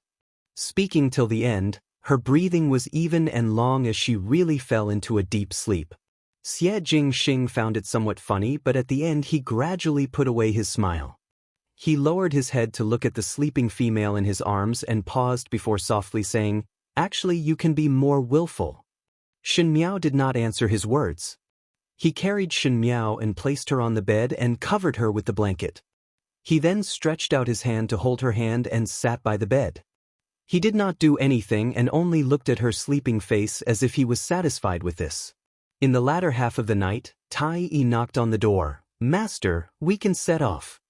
He paused for a moment before leaning over and kissing the female's forehead. Then he strode out of the door. After the door was closed, Shen Miao, who was on the bed, slowly opened her eyes. Reluctant to part. Reluctant to see him leave with a clear mind, but also reluctant to miss him like this. Parting was something that made one sad and reluctant to part with. To let him leave without any burden and then return like a hero. Footsteps sounded outside the door, light and steady. There were other people, but it seemed that no matter how one looked at it, one would be able to distinguish the one they wanted to listen to. The footsteps paused slightly when they passed by the room and then gradually faded away. The long night was about to pass and the sky was bright and a new day was about to arrive. She did not know how long she slept on the bed before she sat up. After waiting for a long time, Jingja came in with a basin of water. Seeing her sitting on the bed in deep thoughts, she said in surprise, Furen is awake? She answered, I need to make a trip to the palace. Chapter 1093. Xie Jingxing had only traveled for a short 10 days, but the days seemed to pass much slower than when he was here. It was clearly the original residence of Prince Rui, but no matter how one looked at it, something was not right. The MOU army left some guards in the residence of Prince Rui to protect the safety of the residence. Tai Yi followed Xie Jingxing and left together. There was also Gao Yang. Ji Furen did not intend to let Ji Yushu go. After all, the Ji family only had this one seedling, who knew that Ji Yushu had a free and easy temperament and left with a letter before mixing into the army. When Ji Furen found out and wanted to chase after him, she was stopped by Ji Darren. Ji Darren said, Ji Yushu is always reckless and ignorant. It is good to let him sharpen his will. Thus, in Longyi City, almost all the people who had a good relationship with Shen Miao seemed to have left in one night. After Gao Yang left, the Gao family sent his junior brother to treat Yi Hongguang. Yi Hongguang still did not wake up and kept sleeping soundly. Luo Tan also seemed to have grown up a lot in one day and no longer went out to play with cats and dogs or walk the streets. Occasionally she would stop and be concerned about the situation at Ming Qi's side. In the beginning, Luo Tan was tangled with the battle between the great Liang and Ming Qi, thus Shen Miao told her about all the things that happened in Ming Qi. including Fu Xiu-yi, Emperor Wenhui, and even the suppression of the Luo and Shen family. The more she heard, the more silent Luo Tan became, and in the end she did not say anything. Shen Miao also did not go and persuade her. There were some things that one would slowly think clearly, and it was only a matter of time.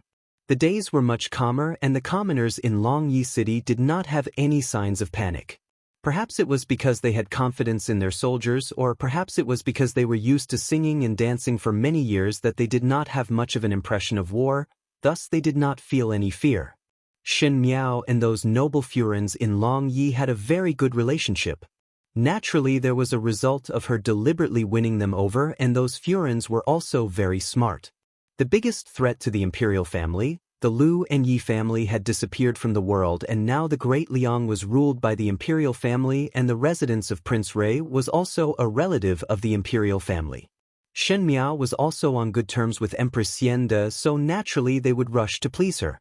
Speaking of Empress Xianda, Shen Miao often visited her in the palace these days. Shen Miao liked to talk to Empress Xianda as Empress Xianda was a talented female. In Shen Miao's previous life, it was because she was an empress that her horizons were broadened. The two of them talked about the past and present, from anecdotes to the current situation of the world, and their opinions were surprisingly in agreement. Empress Xianda also liked her. Every time they talked about her, time seemed to pass very quickly. On this day, Shen Miao was going out again and planned to enter the palace to see Empress Xianda. The closer it was to autumn, the colder it got. Uncle Tang carried a bowl of sheep milk soup in. Most likely it was because Xie Jingxing had left that Uncle Tang was very idle all day. Other than occasionally being instructed by Shen Miao to handle the matters of the shop, most of the time he had nothing to do. So he thought of a way to prepare some meals, saying, "When Master comes back and sees that Madam has lost weight and is haggard, he will definitely blame this old servant. Why don't you let this old servant make some food for Madam? It's good for your health." Jingzhi said, "This goat milk smells so fragrant. If it was another household's goat milk, the soup that is made would be more fragrant and sweet." Uncle Tang said, "After Madam eats this bowl, when she goes to the palace, her heart will be warm and she won't catch a cold on the way." He took another look outside and said, "The weather has turned cold these past few days." Shen Miao smiled, "Many thanks, Uncle Tang." She picked up the bowl and took a sip. She had only taken a sip when she felt her stomach churning and almost wanted to vomit. She suddenly put down the bowl and covered her mouth as she frowned. Chapter 1094. Gu Yu and Jingzhi jumped in shock. Uncle Tang quickly asked, "What is the matter with Foreign?" Shen Miao shook her head. "Most likely one caught a cold last night and smelled the sheep milk. This time I cannot eat it, and it is better not to drink it." "In this case," Uncle Tang muttered, "go back and get the servants to bring some medicine back. Then Foreign should not drink the sheep soup first, otherwise it will be uncomfortable. Let the kitchen make some light soup later." Shen Miao nodded her head and grabbed the cloak before speaking to Jingzhi and Gu Yu. "Let's go." Mo Qing and Song Yang had already prepared the horse carriage outside. Both of them did not follow Xie Jingxing to Mingqi, as Long Ye's end was not without worries. Both of their martial arts were strong and Shen Miao could use them easily, so they stayed in Longyi and listened to Shen Miao's instructions. When they entered the palace, Empress Xianda was waiting for her in the Weiyang Palace and smiled. "Today you came a little late. There was some trouble before coming out." Shen Miao smiled and asked again, "Is His Majesty's health better these days?" "Still not bad. Yesterday he even strolled with Bengong in the garden." Empress Xianda smiled bitterly. "Perhaps he is lying to Bengong. Anyway, he always likes to lie to Bengong and would not say anything." Shen Miao paused before persuading her. "His Majesty is also afraid that you will be worried and hope that your ladyship will not be worried about this, as he is thinking of you." "Perhaps." Empress Xianda smiled. "Let's not talk about these. Bengong obtained new tea leaves yesterday and the kitchen made osmanthus cake. There are records in ancient books that the literati of the previous dynasty would put tea leaves in the osmanthus cake to obtain the fragrance of the tea leaves. Together with the tea, it was called tea food. One felt that it was not bad, and thinking that you are coming today, one would make it in the imperial kitchen. If His Majesty knew about it, One fear that Bengong would laugh at Bengong and Bengong could only thicken her face to look for you. Your ladyship is really thinking highly of this official's wife. Shen Miao smiled gently. This official's wife is from a military family and is naturally rough and do not know how to do such elegant things.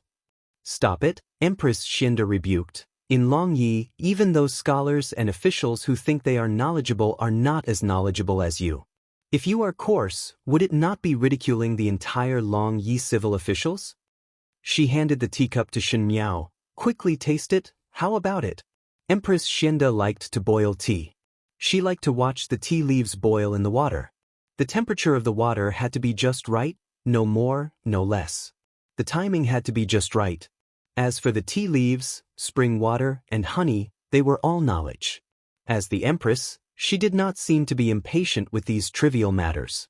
It seemed that it was because of this that his temperament had been tempered to be so mild. Shen Miao liked to stay together with Empress Xianda because of her peaceful temperament that made one feel that the years were peaceful and long. Shen Miao said, "It is better to obey than to be respectful." She picked up the tea and took a sip. That tea was very fragrant and slightly bitter, but the aftertaste was dry and sweet. Just as Shen Miao was about to speak, she suddenly felt nauseous and her hands trembled and half a cup of tea fell over. She covered her mouth and retched. Empress Xianda was surprised for a moment and quickly took the tea from her hands. Seeing that her expression was not good, she asked, "What is the matter? Is there anything uncomfortable?"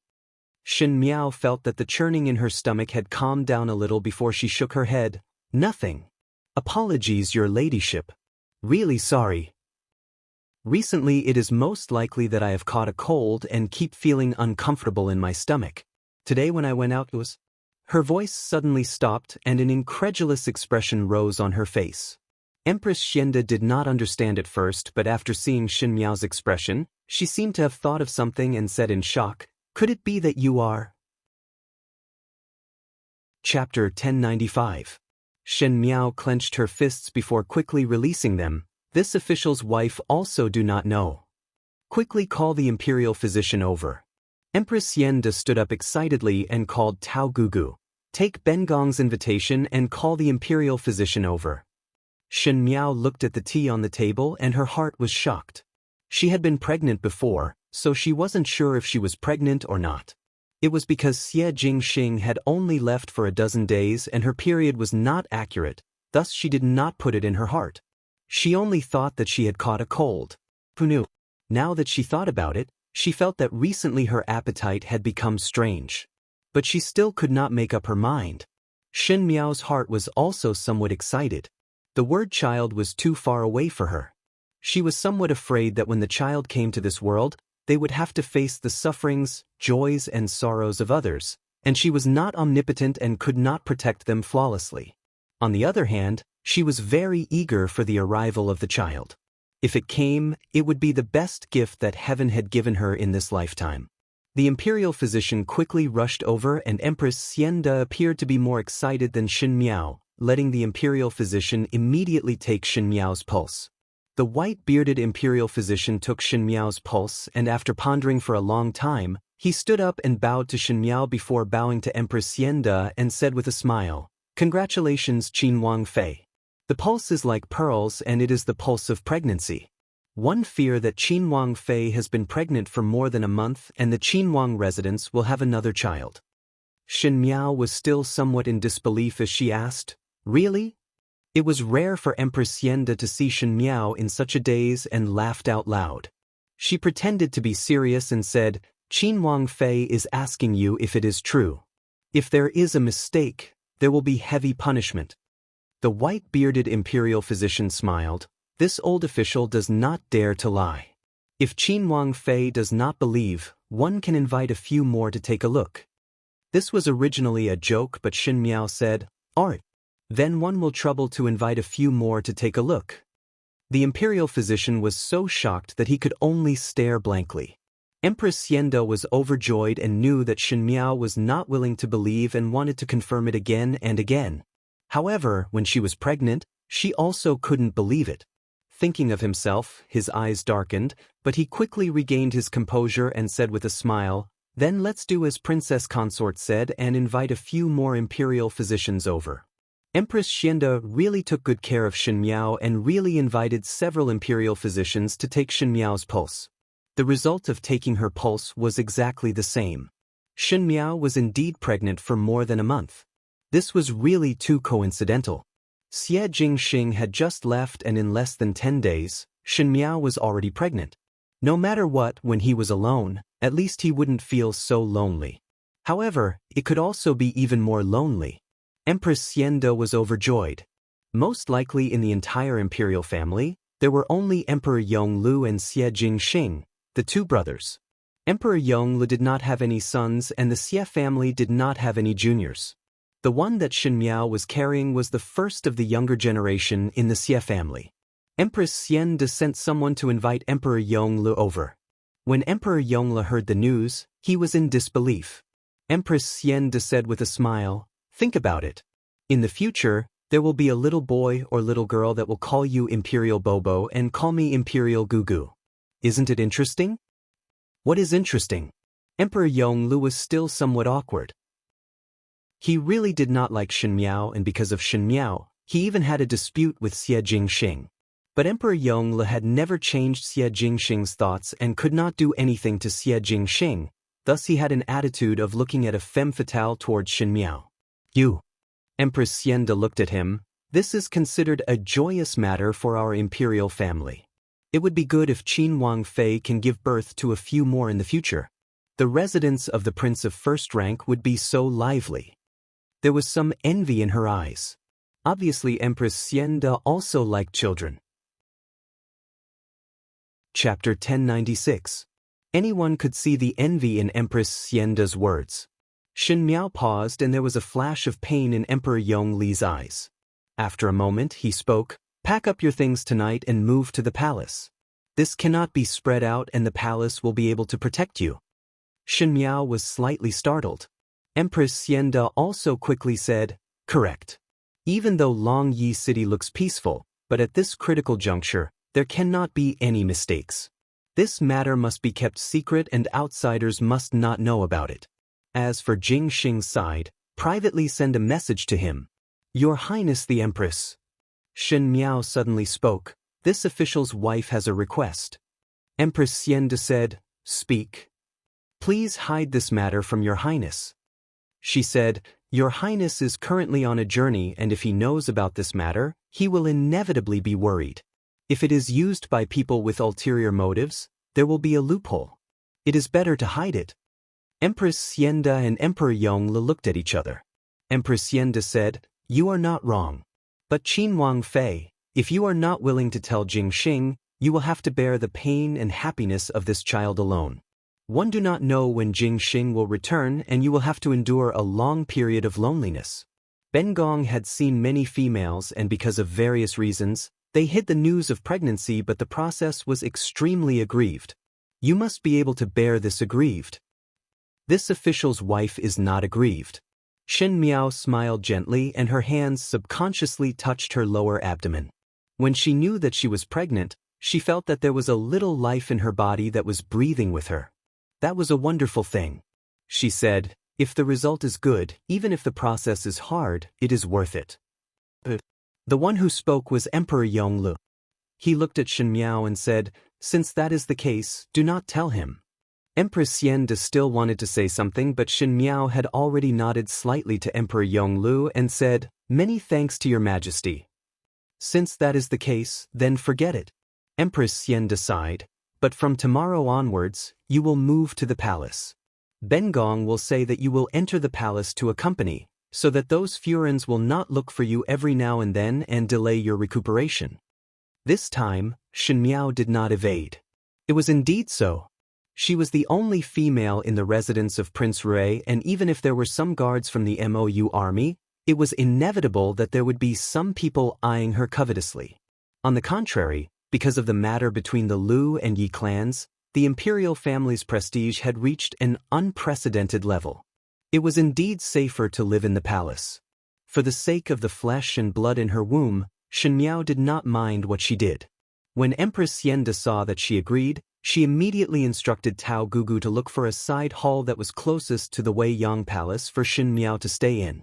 Because of this interruption, it was already night time when they returned. Uncle Tang heaved a sigh of relief when he saw that she was finally back. Luo Tan also returned from outside and was surprised and happy to know from Jing Zhiguyu that Shen Miao was pregnant. Uncle Tang was so happy that he did not know what to say. Shen Miao told them not to tell Xie Jingxing as it was the critical juncture of war and it would not be good for Xie Jingxing to be distracted. Uncle Tang nodded, but he still felt sad in his heart. He said that he was going to burn incense for Empress Xiao and let her know the good news. Luo Tan was very surprised and wanted to touch Shen Miao's lower abdomen but did not dare to. Finally she carefully placed her hand on it and felt for a long while before she said dispiritedly, "Why is there no movement? It has only been a month or so, how would there be any movement?" Shen Miao laughed in spite of herself. But Luo Tan looked at her, "Youngest Biao sister, are you not going to tell Gu Fu and Gumu? If they knew about it, they would definitely be very happy." Chapter 1097. Shen Miao thought about it before shaking her head. Now father, mother and eldest brother are in a confrontation with Fu Xiuyi. At this time, I am their weakness.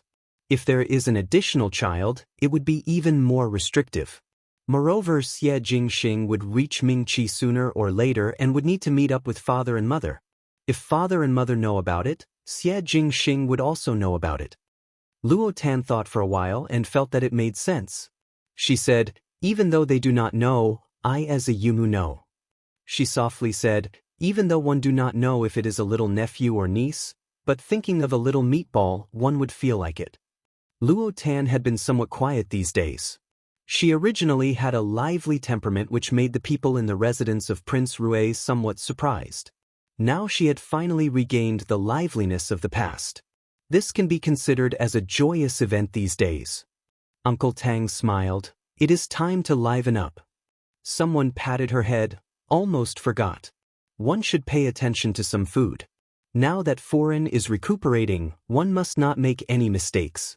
Also those stairs and the corners of the door must be wrapped with cloth." It was a vivid picture of nervousness. Shen Miao laughed in spite of herself. In the previous life when she was pregnant with Fu Ming and Wan Yu, there was no such treatment. Even consort Dong Shu only routinely asked if there was anything wrong with her and sent some tonics. If it was not for the Shen family's concern, one feared that Shen Miao herself would be in a mess. Now she was calm, but the people in the residence of Prince Rui were all extremely nervous. She smiled. "No need to trouble. Uncle Tang, you should also pack up. Because I am pregnant, her ladyship wants me to enter the palace. Leave some guards in this residence and leave some people behind. The important people will follow me to the palace." Uncle Tang was surprised for a moment before he seemed to understand Shen Miao's meaning and said, "Good, good. This old servant will go and arrange it." "Biao youngest sister, do I also need to go?" Luo Tan asked. "Naturally one must go. But I do not know the etiquette of the palace. Would it not be good?" Luo Tan asked. Shen Miao said, "How is it not good? Just show a few punches and kicks and everyone will know that your martial arts are high and will be wary of me, thus I will be safer.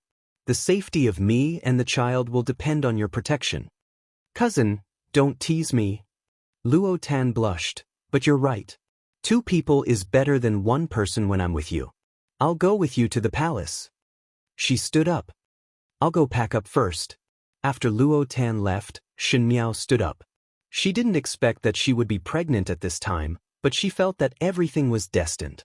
Opening the window, the autumn moon was very bright, and it gradually began to form a full moon. In a few days it would be the Mid-Autumn Festival. It was the Mid-Autumn Festival, but she was separated from her family. No matter if it was Xie Jingxing or Shen Exin, they were all not by her side.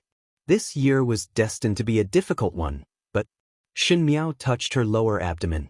Because she had a child and because she had become a mother, she seemed to be able to appreciate the fullness of the moon. God would not be cruel to a person forever. At least for this moment, God was a good person. He gave Shen Miao a new life and also gave her a man she loved deeply and a brand new life. The past was in the past, and this was a completely different moonlight. She softly asked the child in her abdomen, "You see, you and father are looking at the same moon." Shen Miao moved into the palace. Empress Xianda treated her very well and gave her the side hall beside the Wei Yang Palace. Shen Miao still used her own servants, so it was not inconvenient. Usually, Empress Xianda liked to talk to Shen Miao and boil tea. Luo Tan also followed. Luo Tan had a lively temperament and Empress Xianda liked her a lot. Chapter 1098. The days passed very peacefully. If there was anything unexpected, it would be Yi Hongguang. Yi Hongguang was also brought into the palace. Because he didn't wake up for a long time, he woke up unexpectedly one day. But when he woke up, his mind was like that of a 3-year-old, and he didn't know anything. The imperial physician had taken a look at him. He was afraid that he had suffered too much shock and was close to going crazy. With that, Emperor Yongle couldn't be bothered to care anymore. It wouldn't take much to raise a fool. Yi Hongguang spent all day catching crickets and butterflies in the garden.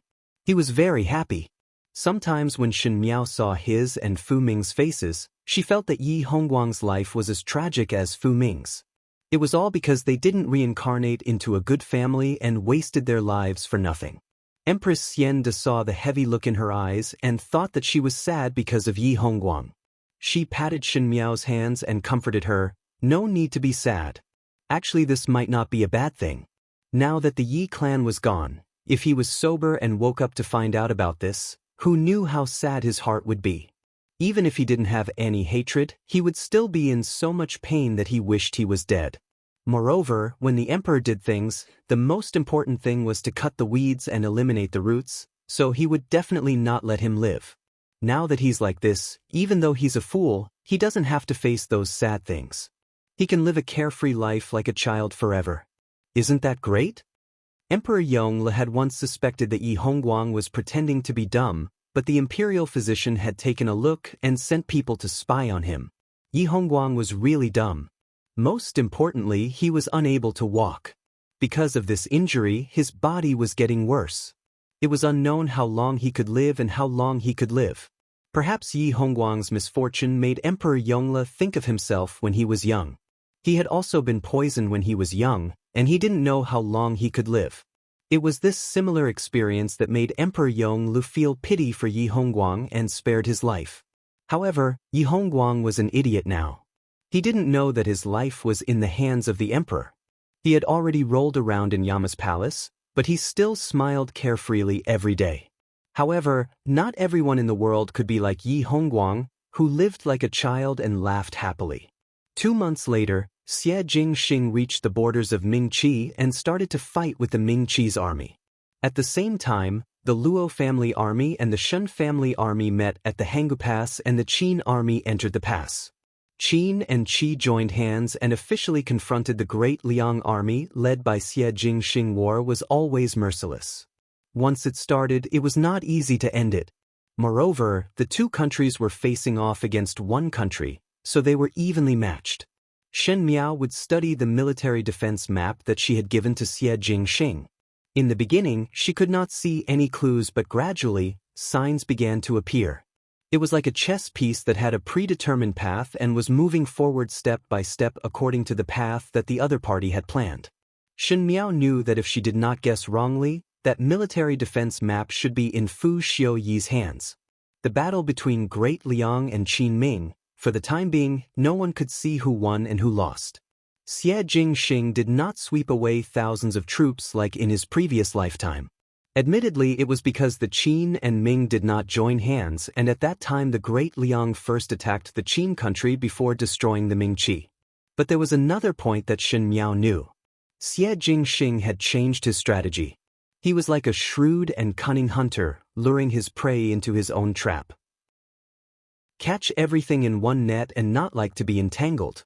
Clean and efficient was indeed the style of the Xie family. Fu Xiuyi was taking the bait. At the same time Shen Miao was gratified by this, she could not help but admire Yi Mei's methods. Many things had changed, but she was still able to obtain Fu Xiuyi's heart and hand over the military defense map, making Fu Xiuyi trust her. Chapter 1099. Sure enough, not long after, Xie Jingxing's letter was sent back to the Great Liang. In the letter, there was the situation of Mingqi.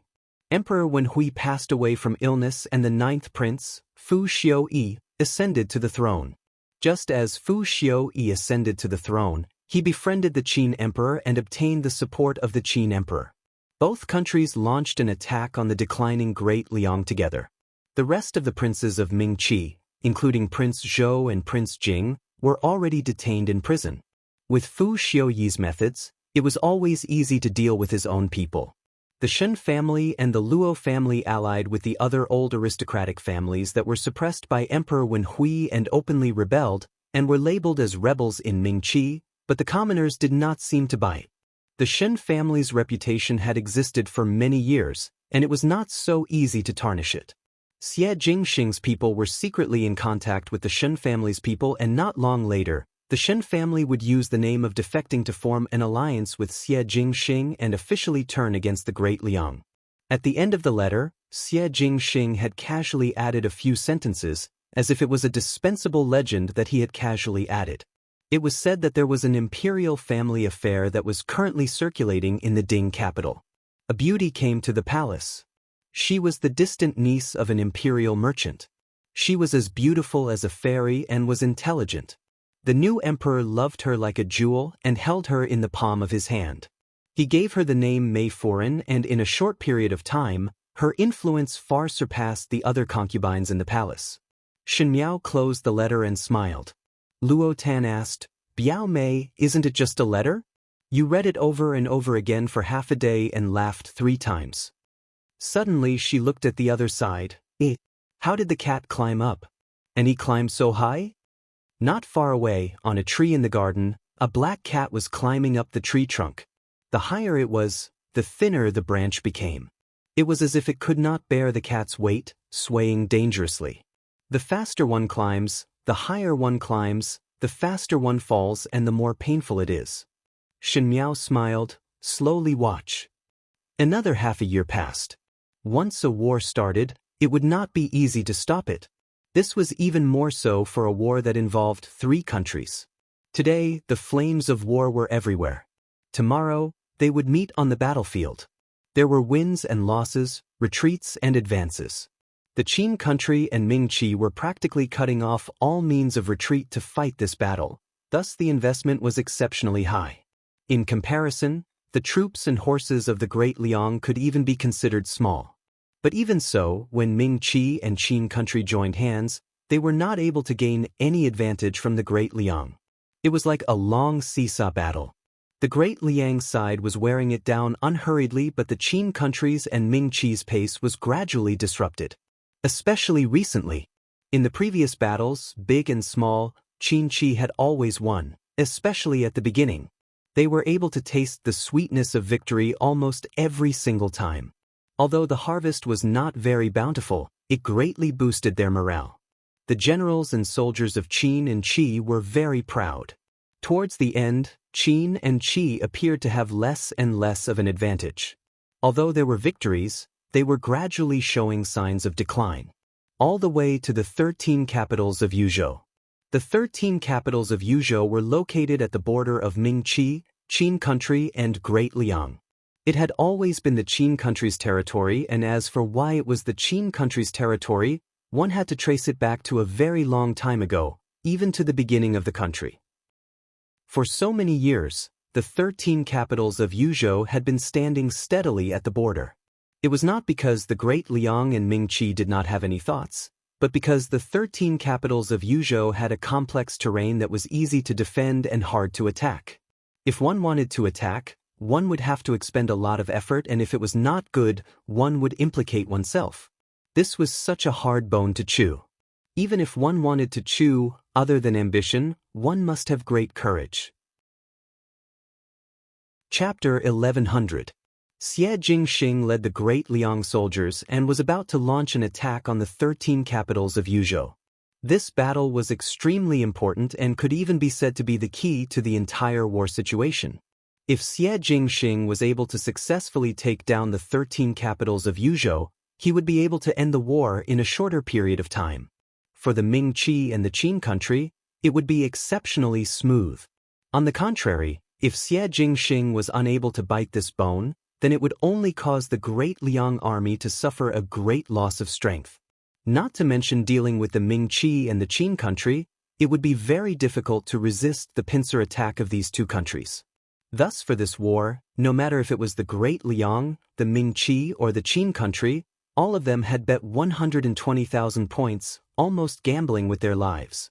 When Empress Xianda was talking to Shen Miao about this matter, she was still joking with her. After all, the one leading the troops is your husband. How is it that until now, you are not nervous at all? Shen Miao smiled gently. This official's wife naturally believe in your highness. Xie Jingxing was indeed very cunning. Yi Mei's wrong military defense map was able to successfully reach Fu Xiuyi's hands and was even believed by Fu Xiuyi. This was undoubtedly due to her ability. But Xie Jingxing's role in it was not small. At the beginning of the war, Xie Jingxing had always won and lost neither lightly nor heavily, allowing Fu Xiuyi to gain some sweetness. In fact, those few victories did not give any substantial advantage to the Ming Qi and the Qin country, but it gave others an illusion that the Qin Qi was very powerful. In the long run, Fu Xiuyi would instead trust the things that Yi Mei sent. Even if the great Liang won a few more times, in Fu Xiuyi's eyes, it was just a coincidence. But he neglected that the battles that Xie Jingxing lost were all insignificant cities, and even though the cities that he won and defended were few, they were all extremely important. If one looked carefully, it was as if the dots were connected into a line, and there was a faint trend of joining forces. But Fu Xiuyi and the Qin Emperor most likely would not notice this point, because in the recent few battles, they had small victories. The morale of the great Liang army seemed to be gradually declining, and their attacks became more and more fierce, as if they wanted to take down the other party in one go. Thus Fu Xiuyi placed extra importance on the 13 capitals of Yuzhou. From the current battle situation and the military defense map that Shen Miao drew, Fu Xiuyi seemed to be carefully arranging his own troops according to the map. There was nothing more delightful than this news. The more manpower and financial resources Fu Xiuyi spent on this, the greater the blow he would receive in the end. It was as if Xie Jingxing was trying to abduct a gambling addict. First, he would let him win some money, lose and win, making the gambling addict feel that his luck was not bad and his skills were not bad. Finally, the gambling addict would be determined and lose all of his Shen family's assets. At this time, Xie Jingxing would unhurriedly pull in the net and catch them all in one fell swoop. Naturally, the gambling addict would lose everything and lose everything. Fu Xiuyi had already started to take the bait. As for the Emperor of Qin State, he was more cautious than Fu Xiuyi. Perhaps he had other arrangements in the 13 capitals of Yuzhou province. However, once Fu Xiuyi's side was defeated, to Xie Jingxing, it was not important what happened to the Qin country. It was as if he had opened up a gap and broken through them one by one, and the rest would be much easier. Luo Tan stretched out her hand and carefully placed it on Shen Miao's lower abdomen. Unfortunately, the news from the 13 capitals of Yuzhou can only be received by sending letters. But this little fellow grows very fast. Shen Miao lowered her head and looked at her lower abdomen. 8 months of days passed by peacefully like this. It seemed that there was no difference from the past. Even if it was a war, one could face it with a very peaceful attitude. Not only because of the trust towards her loved ones and lover, but also because she understood that there was a little life in her abdomen that was growing together with her. Chapter 1101. Because she had become a mother, she had become braver and stronger. She was able to take responsibility and calm down. Just as she was talking to Empress Xianda, Tao Gugu hurried in from outside. She seemed to be in a hurry, but she could not disguise the joy on her face. She said with a smile, "Congratulations, Nyang Nyang, congratulations, Qin Wang Fei." Just now, news came from the court. The 13 capitals of Yuzhou have sent news that His Highness Qin Wang has won. Really? Empress Xianda immediately stood up. She had always been calm, but at this moment, she was slightly at a loss. Aunt Tao nodded vigorously. Her Majesty is very happy. She is pardoning the world. Heaven bless us. Luo Tan clasped her hands together and murmured. The 13 capitals of Yuzhou had been conquered and news of victory had arrived. What did that mean? This meant that the war that had lasted for more than half a year would end soon. The soldiers would all be able to return home. On the other hand, this chaotic world would finally be unified. Perhaps the grand ambition of hegemony would come true soon. Shen Miao caressed her lower abdomen and there was joy in her heart. She knew that Xie Jingxing would be able to do it. That Tao Gugu smiled as she looked at Shen Miao. Prince Consort, do not be anxious. His Highness the Prince of First Rank also let someone send a letter over and in a while the messenger will send the letter to you. I'm so envious. Empress Xian De teased Shen Miao, not sending a letter to Bengong and His Majesty, and just thinking of one's own daughter-in-law, one would bear the title of sibling in vain. Luo Tan also said, that's right, that's right. They don't even know how to consider the feelings of others. Don't be disappointed, Miss Luo. Perhaps Aunt Tao was in high spirits after a happy occasion. She continued to speak for the first time. There's also a letter for you. It seems that the young master of the Gao family sent someone to deliver it. Luo Tan was confused. Gao Yang? What kind of message did he send me? Shen Miao and Empress Xienda looked at each other and smiled as they shook their heads. The good news of the 13 capitals of Yuzhou made everyone in Longyi very happy. Emperor Yongle even held an unprecedented palace banquet that he hadn't held for a long time. It was extraordinarily lively. Shen Miao did not participate in this palace banquet. Firstly, the fact that she was pregnant was not known to the public. She had been living in the palace. Although there had always been speculation outside, Empress Xienda had protected her very well. Later on, people's enthusiasm for it gradually waned, and they were no longer curious. Secondly, it was not suitable for the pregnant Shen Miao to participate in such an occasion like the palace banquet, and if something went wrong midway, it would not be good. Moreover, she wanted to go back early to read Xie Jingxing's home letter. Ever since Xie Jingxing's letters from home were shocking and the situation became tense, there were very few of them. Perhaps it was too troublesome to send a letter. He hadn't written to her in 2 months. Shen Miao opened the letter. There was nothing special in the letter. It was just that he was doing well and he proudly boasted about his own achievements and criticized Fu Xiuyi as worthless. It was said that other than Fu Xiuyi's skill in fighting for the throne, he was really messed up when it came to governing a country. Ming Qi's court was in a mess and there was no need to worry too much. Then he mentioned Mei Furen. It was said that Fu Xiuyi praised Mei Furen very highly and there were many people in Ming Qi's court talking about it. Previously, Mei Furen could only be considered as moving unhindered in the inner palace. But in just a few short months, she was able to freely enter and exit Fu Xiuyi's imperial study.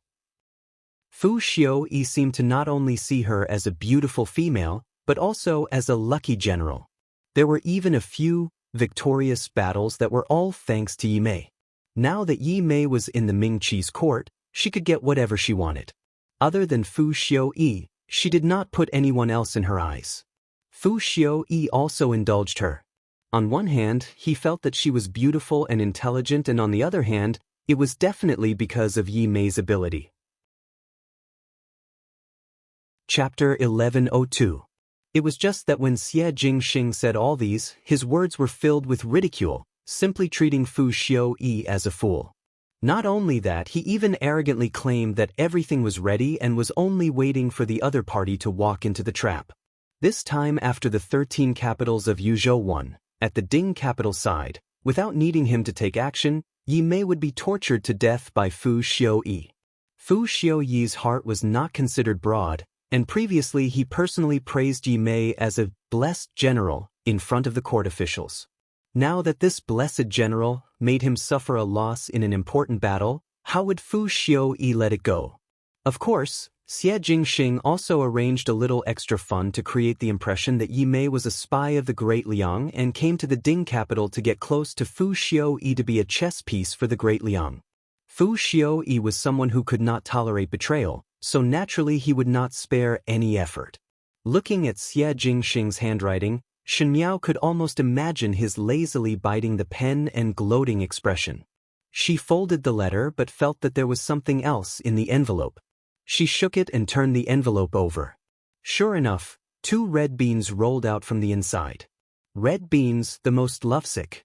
He did not write lovesick words in the letter, but used 2 red beans to prove that he did not forget Shen Miao for even a moment. One really did not know if he was putting on airs or childish. Shen Miao thought about it and took out the sachet at the side and carefully placed the 2 red beans inside. The 5th letter, she said. Ming Qi, Ding Capital, Imperial Palace. In the gloomy dungeon, there was a thick stench of blood everywhere, and it seemed to be mixed with other smells, making one feel nauseous. In the innermost part of the cell, a naked female was sitting on the ground. Her hands were shackled to the wall and her feet were submerged in the cold, dirty water. There were some fat rats in the dirty water that would climb up and down her feet from time to time and gnaw on her toes. Some of her toes were bitten until they were badly mangled, and the smell of blood seemed to attract those hungry rats as they gnawed even harder. To see one's own body being gnawed on by rats, not to mention a female, even a male would feel palpitations.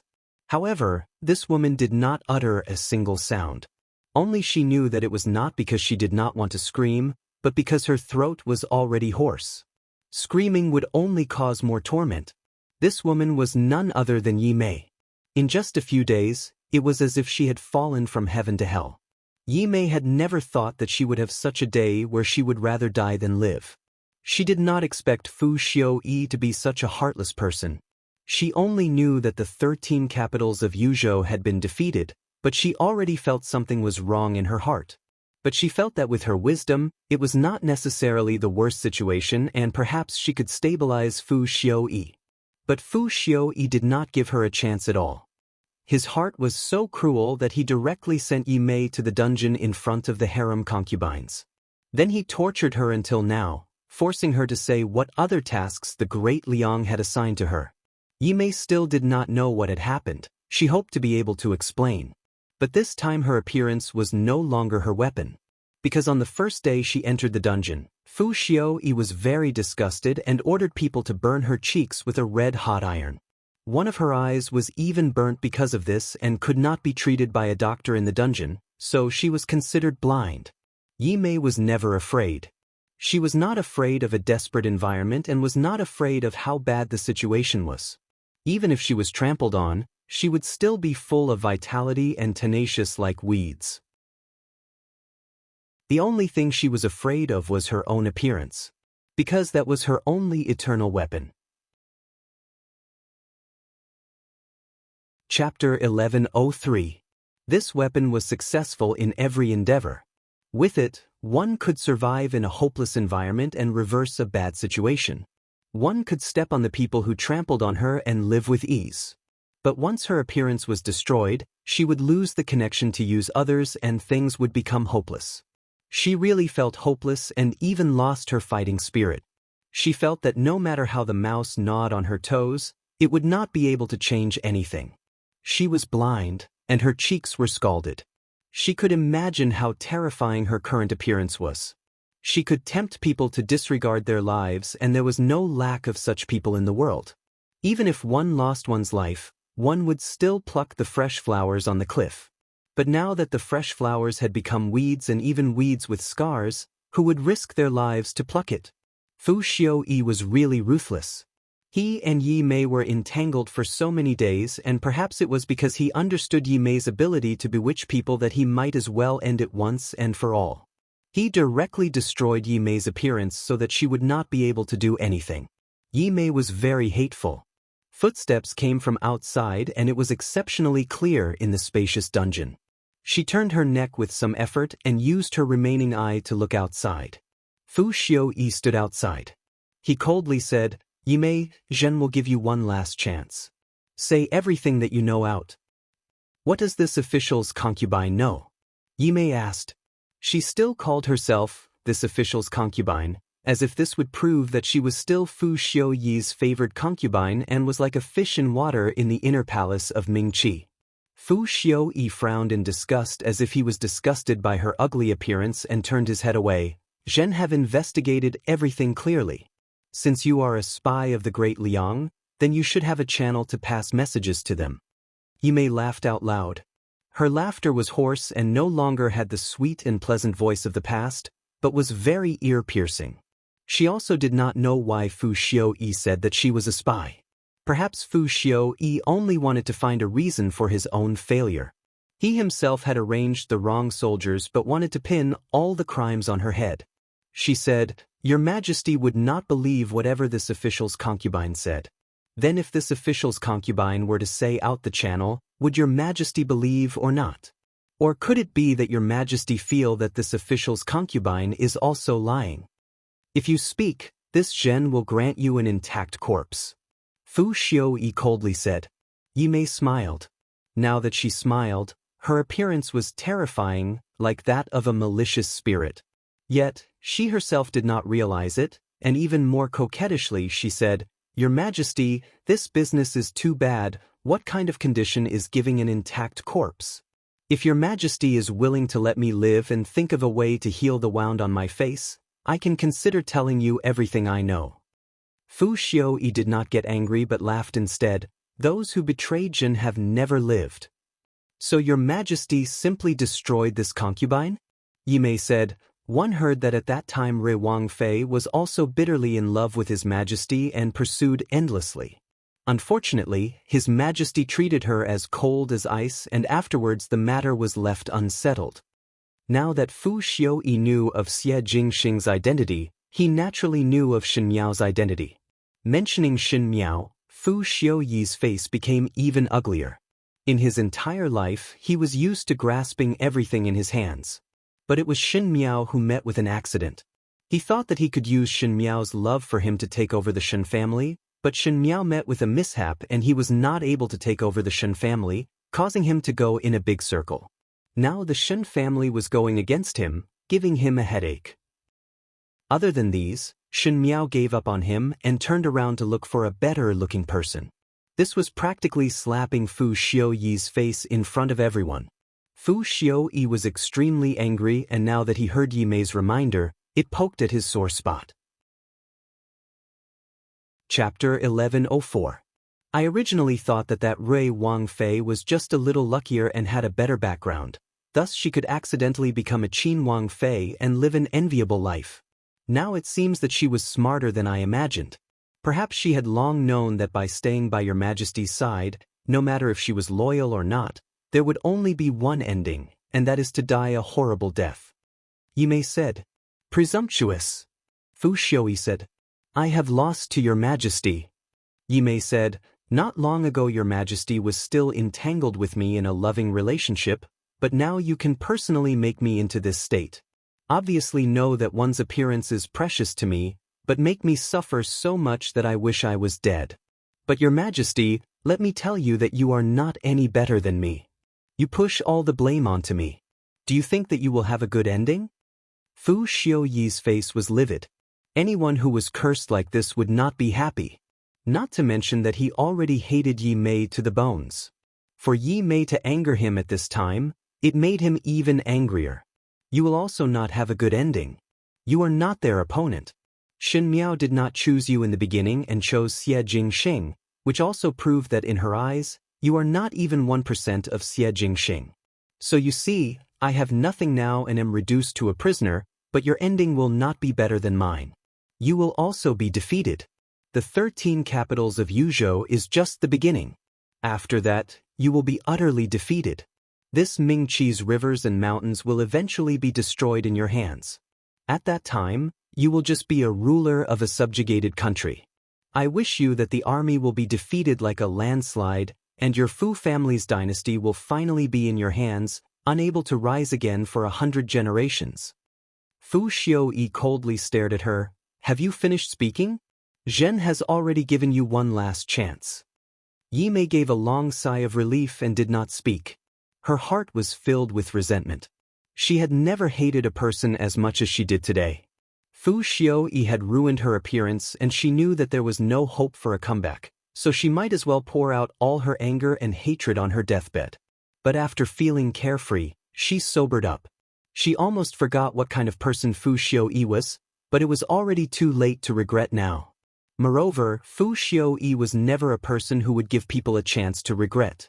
Back then, Pei Lang did not make him lose anything, so he treated him like this. And because of Yi Mei, he lost the 13 capitals of Yuzhou. After hearing Yi Mei's curse, Fu Xiaoyi would definitely not let her die so easily. He said, "Since you care so much about your appearance, I will fulfill your wish." He said to the jailer next to him, "Chop off her limbs and make a beauty bowl. Set up a stage in the east of the city and let thousands of people enjoy it. The spy of the great Liang, since you are so good at singing and dancing, I will bestow upon you to be a plaything for people to entertain you. Have a good life." When he finished this sentence, he turned and strode away, ignoring the heart-wrenching cries that came from behind him. The beauty bowl was a plaything used by the nobles of the previous dynasty for entertainment. He chose beauties to keep in his house. Usually, he would kneel in the corner of the house. If the owner wanted to spit or pour out the wasted tea, he would pinch the beauty's chin and let the beauty swallow it with her small mouth. It was a kind of living spittoon. This was treating people like animals, or even worse than animals. Because it was too cruel, and the life of such beauties would not be long, the emperor of the previous dynasty ordered it to be abolished. Now Fu Xiaoyi wanted to take out this method that had been abolished again and used it on Yi Mei. And the beauty bowl that had its limbs chopped off was the lowest kind of the beauty bowl. It had lost its beauty and was only terrifying. The commoners were afraid of this strange thing and would definitely attack and abuse it. To Yi Mei, who valued her appearance more than her life, this was a more ruthless torture than killing her. To her, who wholeheartedly wanted to climb up, she was even lower than the commoners that she looked down on, and was not even human. Fu Xiaoyi indeed understood her very well. Chapter 1105. Therefore, when dealing with her, it was like hitting the snake where it hurt, hitting the bull's eye. The once famous Mei Foreign, who was respected by everyone in the imperial palace, was gone just like that. Her appearance, abandonment and disappearance were all too fast, leaving behind only her stunning beauty and the reputation of being a spy of the great Liang. But Fu Xiaoyi? Yi Mei's curse continued to come true.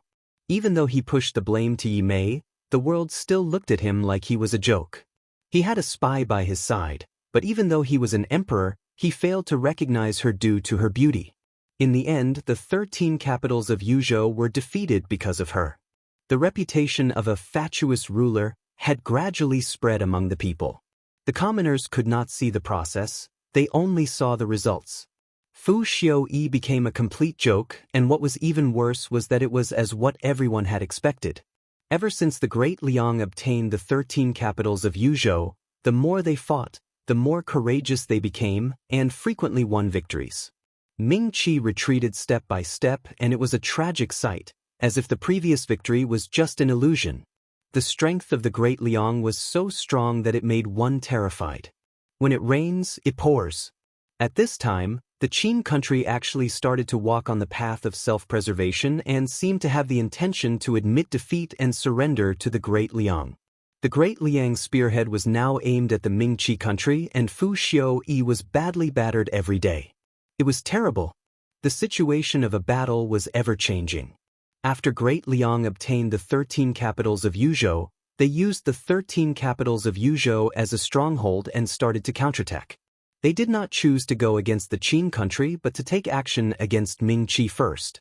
Sure enough, when the great Liang launched an attack on Ming Qi, the Qin country started to choose to protect themselves and even sent an envoy over to try to negotiate.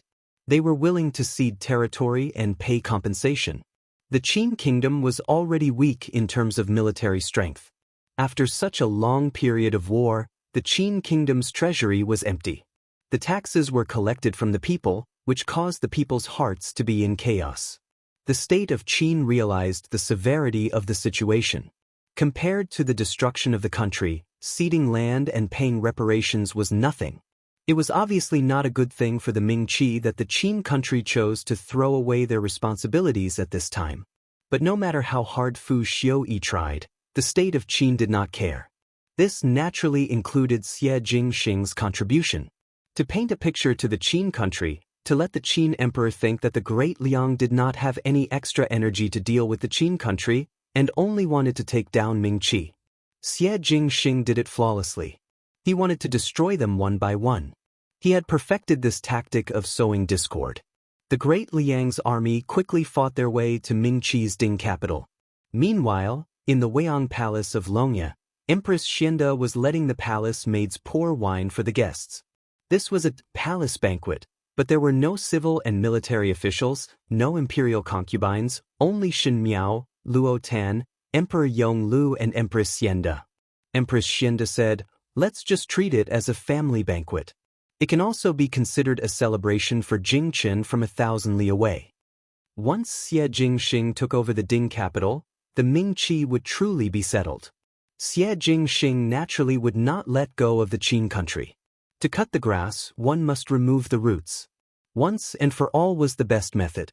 Without the support of Mingqi, the Qin country was like an arrow at the end of its flight. Xie Jingxing had dragged the battle for so long, and now that he was exerting his strength, it was all for this moment.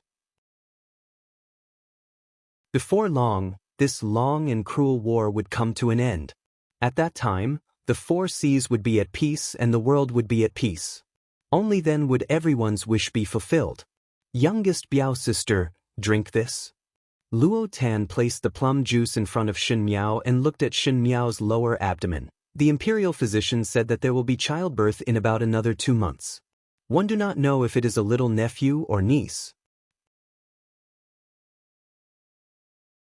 Chapter 1106. Shen Miao's eyes drooped and her lips curled up, very quiet, most likely a young lady. That may not be the case. Empress Xianda smiled. There are also boys who are quiet and young ladies who are mischievous. But when Jingxing returns and found out that he is a father, one do not know what kind of trouble he would cause. Shen Miao thought of the scene at that time and felt a headache. If Xie Jingxing knew that she had hidden it from him for so long, he would definitely throw a tantrum. One would take one step at a time. Just as she was speaking, Emperor Yonglu came in from outside.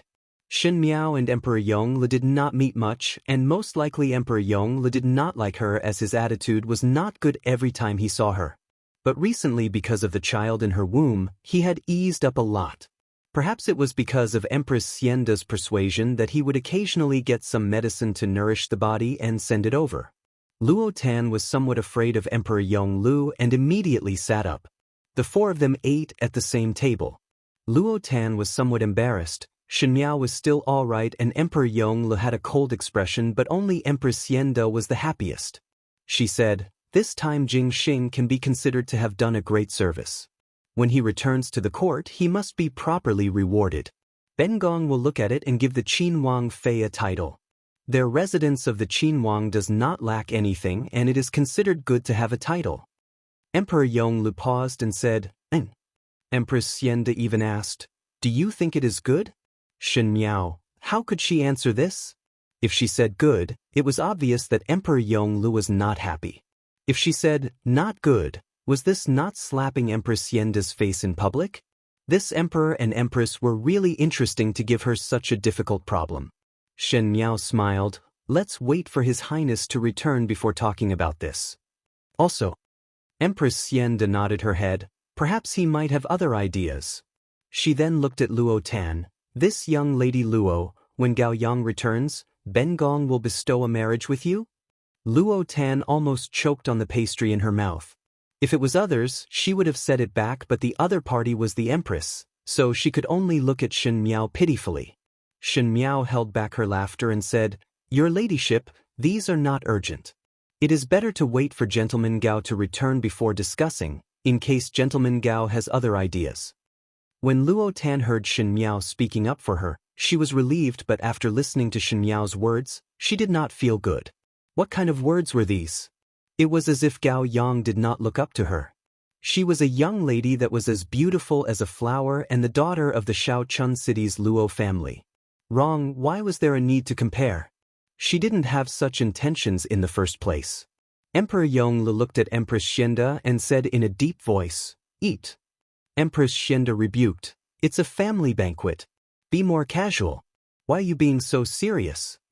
Ever since Xie Jingxing repeatedly sent news of victory, The officials in the court had all settled down and seemed to have seen clearly the young emperor's ambition and means.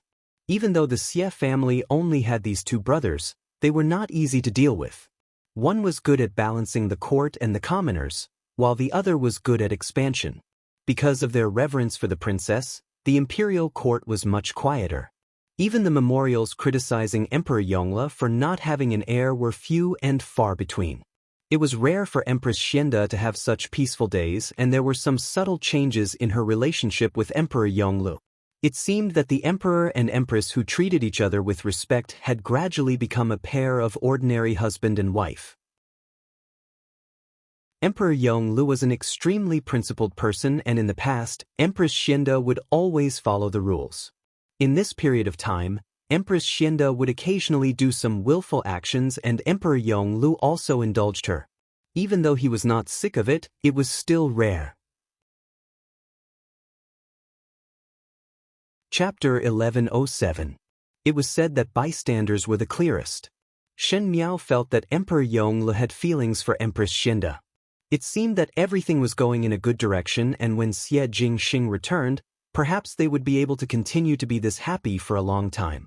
Empress Xianda suddenly thought of something and said, "Tomorrow we are going to dig the 2 jars of snow wine that I buried last year under the plum tree. It should be very fragrant after opening the jars. Your Majesty should come with me and bury this year's. Qin Wang Fei and young Lady Luo should also come along. After digging it out, we will go to Chuihu Pavilion in the evening to admire the lotus flowers and taste the snow wine." Luo Tan was greedy and naturally agreed happily. Shen Miao also nodded her head, but it was Emperor Yongle who was somewhat helpless. Empress Xianda was only interested in brewing tea and wine, and when she was happy, she was like a child. But in the end he still nodded his head. Seeing this, Empress Xianda was very satisfied and continued to chat with Shen Miao while eating. The second day happened to be a bright sunny day. Summer came early in Longyi. Fortunately, it was the coolest in the morning, so Shen Miao and Luo Tan left early. Shen Miao's body was heavy and could not accompany Empress Xianda to dig personally. Luo Tan was carefree and was afraid that she would break the stones when moving, so Empress Xianda and Tao Gugu were the ones who dug. Emperor Yongle said, "Get up, it is not good to injure your hand." In the past it was this Jie and Tao Gugu who dug it together. Beads of sweat appeared on Empress Xianda's forehead, but she still said with a smile, "Snow wine, one must personally dig it out for it to be fragrant. In the future, if your Majesty has the heart, then you can personally bury it and dig it out, then you will know what it tastes like." As she spoke, she and Tao Gugu dug out the other jar. Monarch Yongle suddenly frowned. He paused and pressed his hand against his chest without batting an eyelid. Empress Xianda picked up one of the jars. That jar was small and cute, and it was not difficult to carry.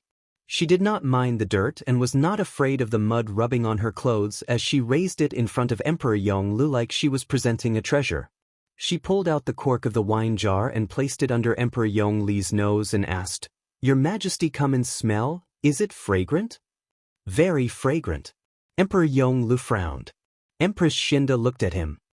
"Does the emperor feel that it is not good? Otherwise, why would he look like this? Could it be that he buried it badly?" She was a little suspicious as she sniffed the aroma of the wine. Emperor Yongle smiled faintly and was about to speak when he suddenly felt his vision go black. He staggered and fell to the ground. Empress Xianda jumped in fright. The small jar of snow wine in her hand fell to the ground with a dong and shattered. The wine mixed with the broken pieces and released a strong fragrance, bitter and lingering. "Quick, call the imperial physician." Shen Miao quickly instructed, but an unknown premonition flashed across her heart. The veil was lowered. The head of the Gao family had finally arrived. This was Gao Yang's grandfather, Gao Zhan. The Gao family had been practicing medicine for generations and was quite famous in Longyi. Among the younger generation of the Gao family, Gao Yang's medical skills were the most outstanding. However, he didn't want to settle down in a corner and wanted to enter the imperial court. Seeing that he was stubborn, the Gao family's head simply expelled him from the Gao family. Empress Dowager Jing Xian initially felt pity for Gao Yang's talent and arranged for him to go to Mingqi. He simply became good friends with Xie Jingxing and assisted him by his side. In the beginning, Emperor Yongli's poison was personally discovered by Gao Zhan. If it was not for Gao Zhan's brilliant medical skills, Emperor Yonglu would not have lived for so many years. But the curse of being 35 years old had long passed, and those in the know thought that it was a miracle, but miracles were not that easy to create. Gao Zhan shook his head at Empress Xinda. Empress Xinda's tears fell in a moment. Chapter 1108. Luo Tan did not follow, but Shen Miao was present. Looking at Empress Xinda's tearful appearance, Shen Miao's heart was also very sour. Everyone knew what kind of friendship Empress Xinda had with Emperor Yonglu. And Emperor Yonglu was not a heartless emperor. These two people were introverted but affectionate. Once one was lost, it would be a fatal blow to the other. Teacher. Empress Xinda held back her sobs and said, "His Majesty? How much longer can he hold on?" Gao Zhan took a look inside, sighed deeply and said, "At most a month." How could it be? Shen Miao was surprised. His Majesty's illness was accumulated in the early years. In this 1 year, the poison had already invaded his internal organs and he was relying on his willpower to hold on. One think that His Majesty had suffered a lot of pain, but now he is like an arrow at the end of its flight. Gao Zhan said, "This old one has been with His Majesty's illness since young.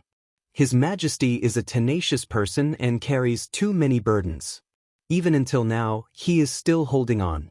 If your ladyship has the heart, please advise His Majesty that it is too difficult to walk on and now he should not suffer too much.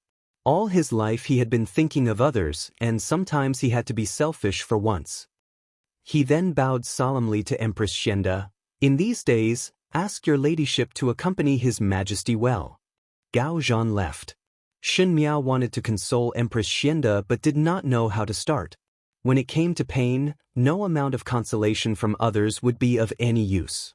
The knife was not on one's body and one would not feel pain. People always thought that with a few light comforting words, everything would be resolved, but it was not like this. Empress Xinda forced a smile and said, "You go back first. Ben Gong is very well." Shen Miao did not say anything and only told her to take good care of her body before retreating. Returning to the room, she could not help but caress her lower abdomen and opened a sachet on the table. The red bean looked clean and complete. There were so many life and death separations in this world. People who were still laughing a moment ago would fall the next moment. Heaven was too cruel and was not willing to give people good times and good luck. One could only rely on oneself. She would protect her lover and her loved ones. Empress Xinda sat in front of the bed. Emperor Yonglu was already awake. She lowered her head, deep in thought. Her side profile was beautiful and gentle. It was as if time had turned back and everything was as it was in the beginning. "Qingzhen," Emperor Yonglu said. Empress Xinda came back to her senses. She looked at him and said, "Your Majesty is awake. Do you feel uncomfortable anywhere?" Emperor Yonglu shook his head. The two of them were silent for a while before Emperor Yonglu spoke. "Qingzhen, we don't have much time left." Empress Xinda looked at him and didn't speak. "We." He paused and then continued, "This winter, it seems I won't be able to accompany you to bury the snow brew. Although one jar has been broken, there is still another jar. If your Majesty does not mind, let's find a cool day and go to Emerald Lake Pavilion. This concubine is willing to drink with your Majesty." However, the prince consort and the others did not have a share. Chui-Hu Pavilion's summer scenery is very good, and this year's lotuses are blooming very well. Empress Xinda acted as if she did not hear Emperor Yongli's words and continued to speak. "Qingzhen," Emperor Yonglu cut her off, "we cannot accompany you anymore." His face was pale and he was still as handsome as before. However, he did not have the dominance and coldness of an emperor. He was like a noble young master, but he was very thin, haggard, and very sad. Empress Xinda turned her head away. Emperor Yonglu could not see her expression. He only heard her voice that seemed to be separated by a layer of mist. It was hazy, but it made people's hearts ache. She said, "Your Majesty is always very heartless. You are not willing to lie to this concubine, not even a single word. That's right, it is time to wake up from this beautiful dream. Chapter 1109. Emperor Yongle hesitated before saying, "Sorry. Your Majesty does not need to apologize to this Jie, and there is nothing to apologize to this Jie. This Jie is living my own life, and has nothing to do with your Majesty." Empress Xianda said, "Just now, Teacher Gao came over and told this Jie that your Majesty has been struggling for the past year. This Jie wants to ask, why is your Majesty like this? What's the point of enduring the pain so painstakingly?" For Great Liang. Emperor Yongle said, "Zhen wants to see Xie Yuan conquer the country and protect Great Liang. Zhen wants to see the peace of the world. Zhen hopes to help Empress Mother complete her wish in this lifetime, but Zhen does not have much time and might not be able to wait for that day." Empress Xianda was silent for a long time before replying, "So, this Jie understands." "Qin Zhen." Emperor Yongle said, "Make plans for yourself. What does your Majesty want this Jie to do?" Empress Xianda suddenly turned around, her eyes glistening with tears. She said, "You want this Jie to hide my identity and live the life of a normal person? Or live the rest of my life in this palace in luxury? Or find a good husband to remarry?" With each sentence she said, the pain in Emperor Yongle's eyes grew. He grabbed the blanket under his hand without batting an eyelid, and said faintly, "As long as you are happy." Empress Xianda suddenly turned her head away. Emperor Yongle could see a large tear falling on the back of her hand. When she spoke again, her voice was calm. She said, "This Jie understands. Many thanks to your Majesty for considering so much for this Jie. This Jie will do this. Your Majesty should think about how to write the succession decree. Some things need to be planned early." She stood up and said, "This Jie has other matters and will leave first. Your Majesty, rest well, and remember to drink a pot of wine with this Jie at Chui Hu Pavilion." She left. Empress Xianda rarely got angry, especially in these days. Emperor Yongle had a good relationship with her, and had a warm smile every day. But even the softest water would have a temper. When it was angry, it would be like a block of ice, so stubborn that it made people angry. But he could not bear to be angry. After Empress Xianda left, Emperor Yongle coughed violently. He felt the handkerchief under his pillow and wiped his mouth. Eunuch Deng, who was standing at the side, hurriedly served hot water and said, "Your Majesty, be careful." "Eunuch Deng," Emperor Yongle frowned, "did I do something wrong?" His face showed a rare youthful confusion, causing Eunuch Deng to feel a lump in his throat. Eunuch Deng had served Emperor Yongle for many years and had watched him grow up. Emperor Yongle's current appearance reminded him of the time when Emperor Yongle was poisoned by Emperor Xiaowu's favorite concubine.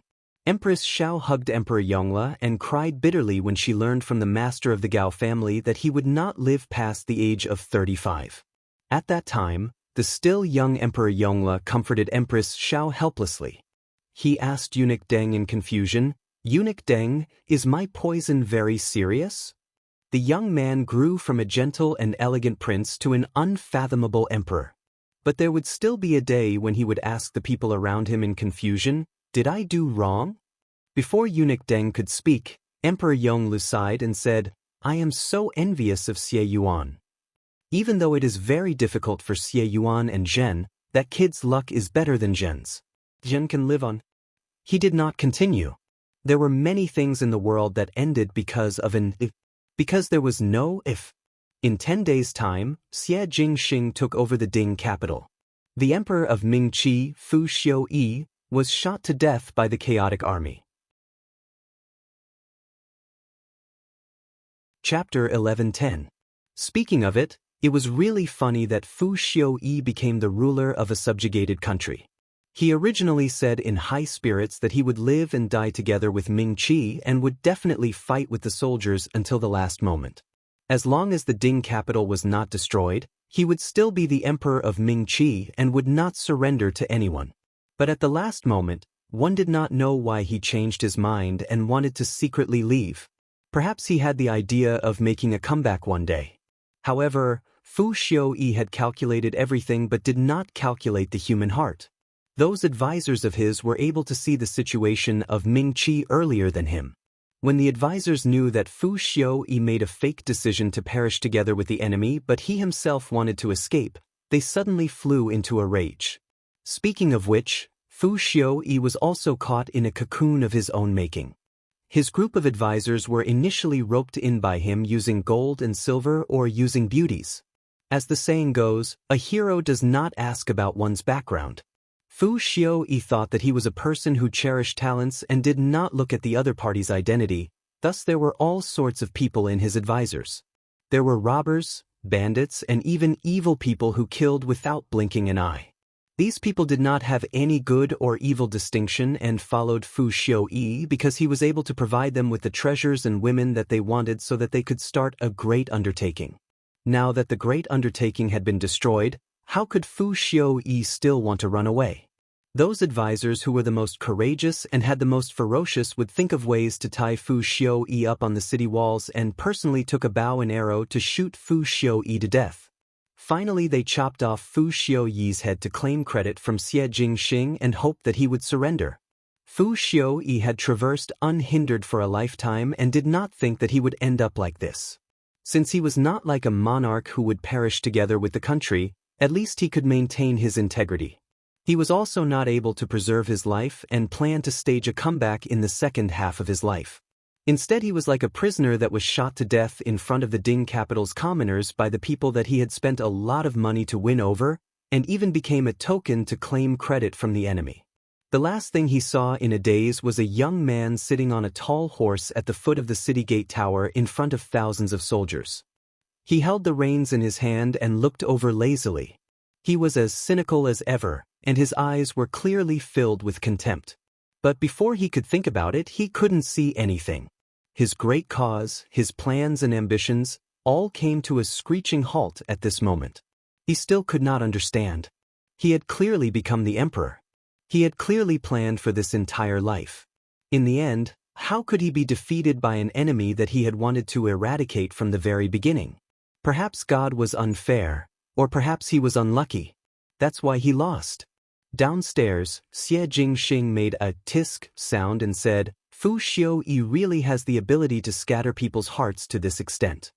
People's hearts won't last long if they are tempted by money. Gao Yang smiled. Let's go. Let's go to the city. Oh yes. Jiu Shu said, Princess Rong Xian and the Su family's people have been rescued.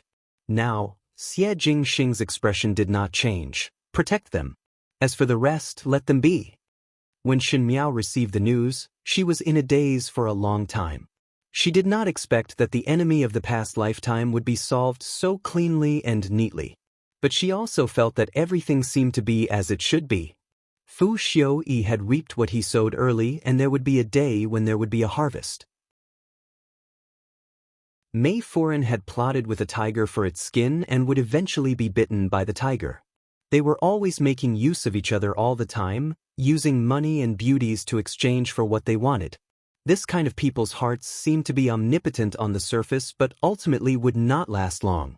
That was why Fu Xiuyi would be betrayed by his own aides, and that was why Mei Furan would die in the hands of the man who pampered her to the heavens in the past lifetime.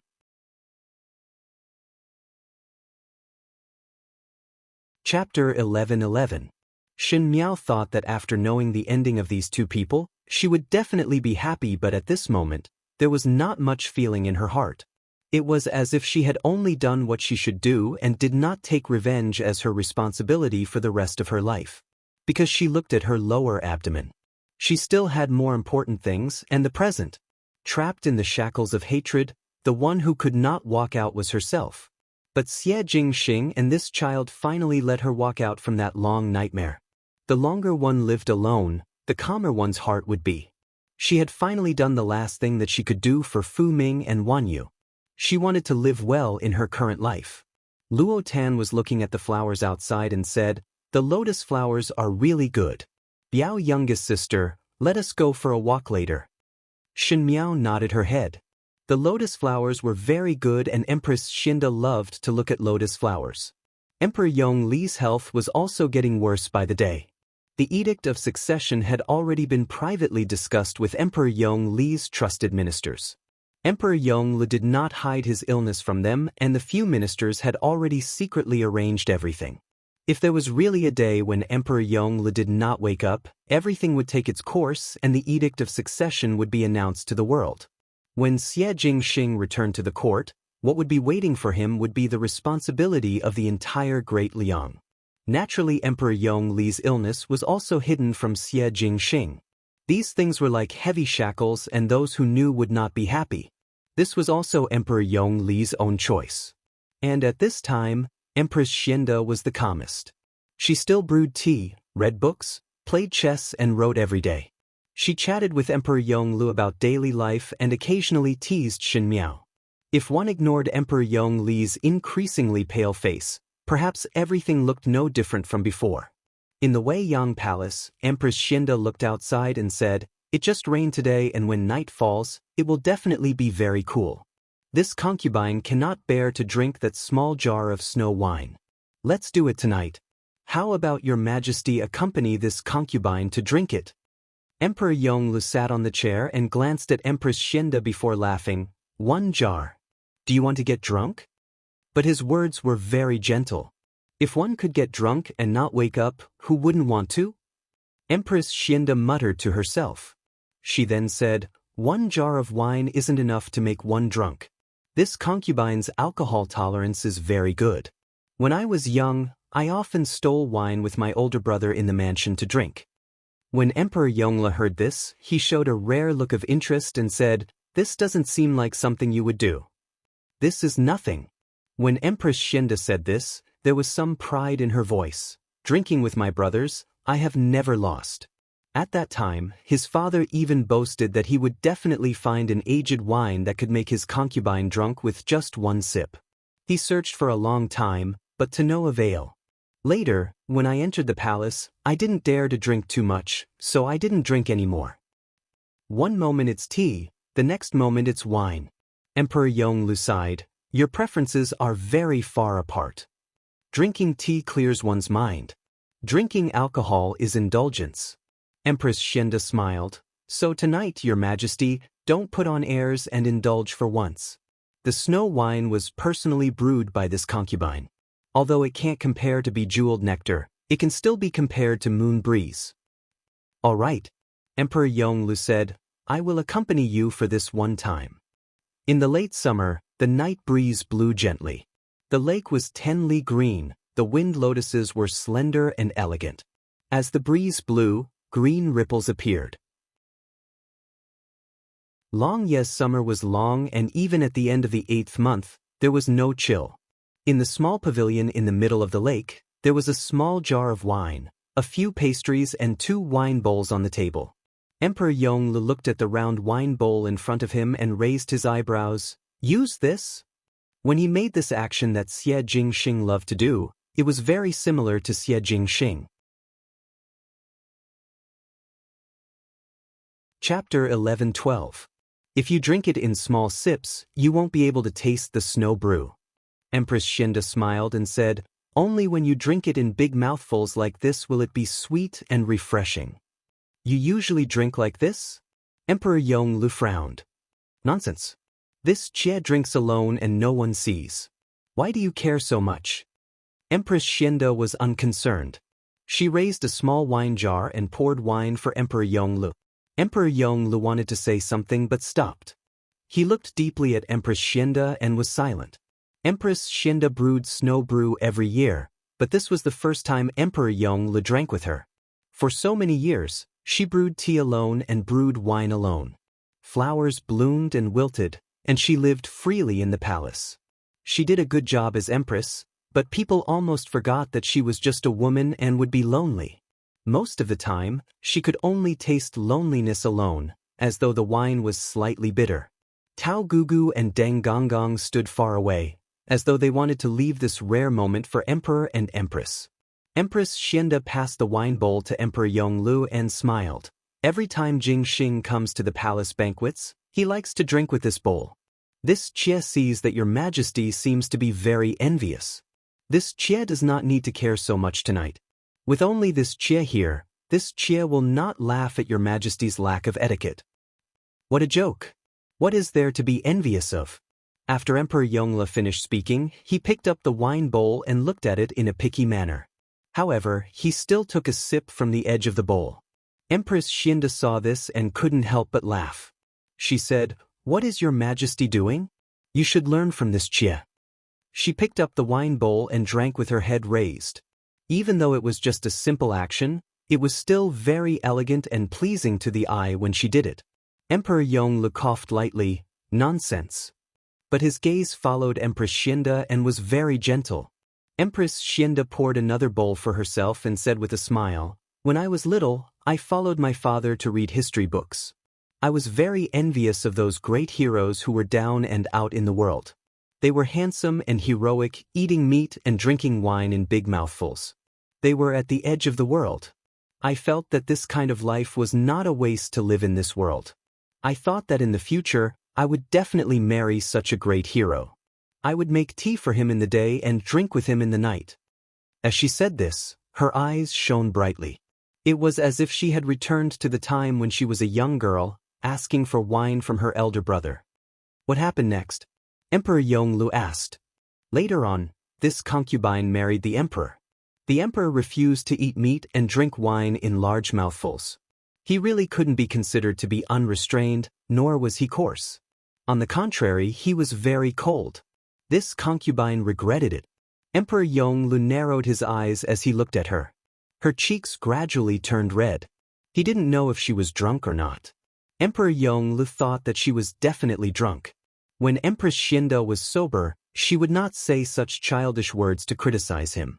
He said, "Didn't you say you could hold your liquor well? Why are you acting like a drunkard in front of me?" "I'm not drunk."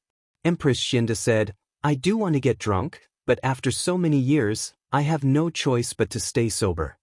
Emperor Yongle couldn't smile anymore. It was really this concubine's bad luck to be married to the emperor. Everything was fine, but I had to share my husband with countless women. Even those big families have concubines, the main wife at least has a child. This concubine doesn't even have a child of her own. This marriage isn't good.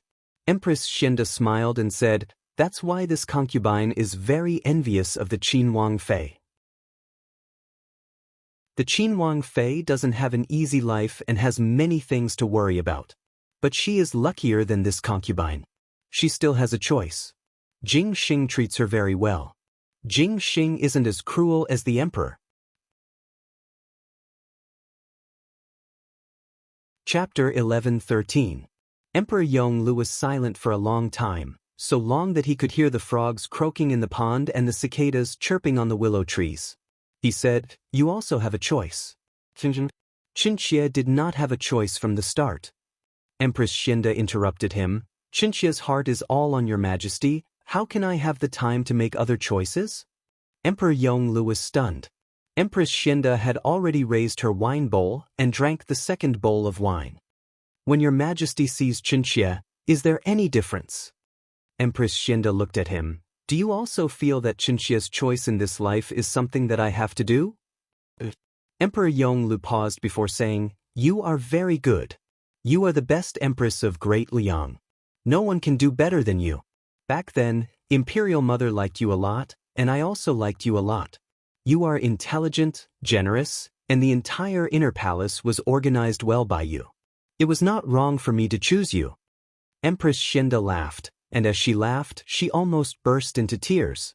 She said, "As expected, the choice that your majesty had to make is actually Empress Xinda, and not Qingzhen. Qinxie understands." She looked at the moon in the sky, and there seemed to be sparkles at the corner of her eyes. When she turned her head, she was back to her usual gentle and calm self. She said, "Qinxie has considered the things that your majesty told Qinxie before. I feel that your majesty is right. After all, it is my own life, and I have to live it." Emperor Yongle stared at her and felt his throat was dry. After a moment, he managed to ask, "Did I find it?" "Not yet." Empress Xinda smiled slightly, "But there is no rush for these things. When that day comes, let nature take its course." Emperor Yongle was speechless. Empress Xinda raised her bowl and said, This bowl of snow wine, Chinchia will toast your majesty. After being husband and wife for so many years, it is fate from the previous life, no matter if it is good fate or bad fate. But in these years, while Chinchia's life is not very good, it is not bad. Many thanks, your majesty. Emperor Yonglu also raised his wine bowl. However, if one looked closely, one could see that his fingers were trembling slightly, as if he was unable to hold it firmly. However, he hid it very well. He immediately covered it up with his sleeve and drank all the wine in the bowl. After drinking a big bowl in one go, it was no longer sweet and mellow. From his throat to his internal organs, he felt a burning pain in his heart, making him feel that the bitterness was comparable to life. He saw Empress Xianda stand up and say to him with a smile, "Actually, this jar of wine looks like a lot, but it was emptied after drinking a few bowls with Emperor. It was a waste of such a beautiful night, but it didn't matter, the future was long. This concubine had a good time drinking with His Majesty today, so this concubine will first go out for a stroll. Your Majesty should also rest. It's late at night and the dew is heavy. Be careful not to catch a cold." She left in a brisk manner. Thinking back to what she had said just now, it was clear that she was bidding farewell to something. Now that the words of farewell were finished, the wine of farewell was finished. What was left was just like now, to leave his world step by step and never return. Emperor Yonglu turned to look at Empress Xianda's departing back. Her figure disappeared into the long corridor. She didn't even turn her head back, her steps were especially firm. His heart suddenly ached, and an indescribable pain slowly spread from the bottom of his heart to his limbs. His heart was beating very fast, almost as if it was convulsing. He could not breathe, and he could not speak a complete sentence. He suddenly fell down from his throne. Eunuch Deng was waiting at the side and jumped in fright when he saw the scene. He hurried over. He helped Emperor Yonglu up, but saw the other's face was terrifyingly pale, his lips trembling. His heart shook, and he immediately called for the Tai and the guards to send Emperor Yonglu back to Yangxin Hall. Chapter 11:14. Empress Xianda walked in the night. As the wind blew, the wine she drank seemed to be forced to spill out. The temporary dizziness disappeared in an instant, and she became awake again. She held onto the railing by the pond and sighed tiredly. She knew that the words she said today were in a fit of pique. But she was extremely afraid of how long Emperor Yongla had left to live. She wanted to avoid that result. She didn't want to see, she didn't want to hear, she stubbornly blocked her ears. But Emperor Yongla always brought it up and made her face things she didn't want to face. Even dirt had some of its nature, let alone a person. Aunt Tao said, "Nyang Nyang, it's cold outside, let's go back first." Empress Xianda shook her head. She wore a string of prayer beads on her wrist. She had gotten them for Emperor Yongla in the temple. Every night, she would recite the prayer beads and copy scriptures, praying that the heavens would pity the people and let a miracle happen. Each of the prayer beads had been polished until they were smooth. It was clear that Empress Xianda had worn them for many years. She looked at the moon in the sky. The moon was very round. Not long after this battle, it would be a year. The moon was full and waning in a year. Everything had a good ending. She was about to receive her merit, but she just couldn't control herself and did some things that were out of control. She felt a bit disgusted with herself.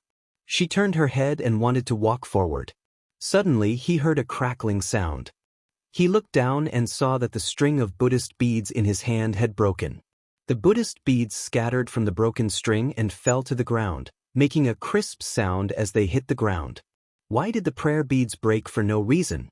"Aunt Tao," Empress Xianda murmured. A wave of uneasiness suddenly rose in her heart. It was as if someone had grabbed her heart and she couldn't breathe for a moment. Aunt Tao jumped in fright and quickly came to support her. Empress Xianda waved her hand and squatted down in a panic. She said, "Quick, help me pick it up." As soon as Aunt Tao squatted down, she saw the little eunuch who had been following Eunuch Deng running over in a hurry. He said with a panicked expression, "Your Highness, His Majesty is not well. Please go and take a look." Empress Xianda had just picked up a prayer bead that had fallen. Hearing this, her hand couldn't help but let go. The prayer bead spun on the ground and fell into the pond. It didn't even make a splash on the surface of the water. With a pop, it sank into the water and disappeared. In Yangxin Palace Hall, the eunuchs and palace maids outside were all kneeling on the ground. Eunuch Deng stood in the corner of the room with his head bowed. He looked very sad. When Empress Xianda entered, Gao Zhan had just come out. Seeing her, he shook his head. Empress Xianda staggered. Fortunately, she was holding onto Tao Gugu's hand, so she didn't fall. After a while, she said, "All of you can leave." Emperor Yongla waved his hand as well. Everyone in the room retreated. Empress Xianda stepped forward. She walked very slowly, as if she was resisting an ending that she didn't want to believe. But she had to go forward. When she walked in, she half knelt in front of the bed and looked at the person on the bed. Emperor Yongla also looked at her. After a while, he smiled and said, "That's good.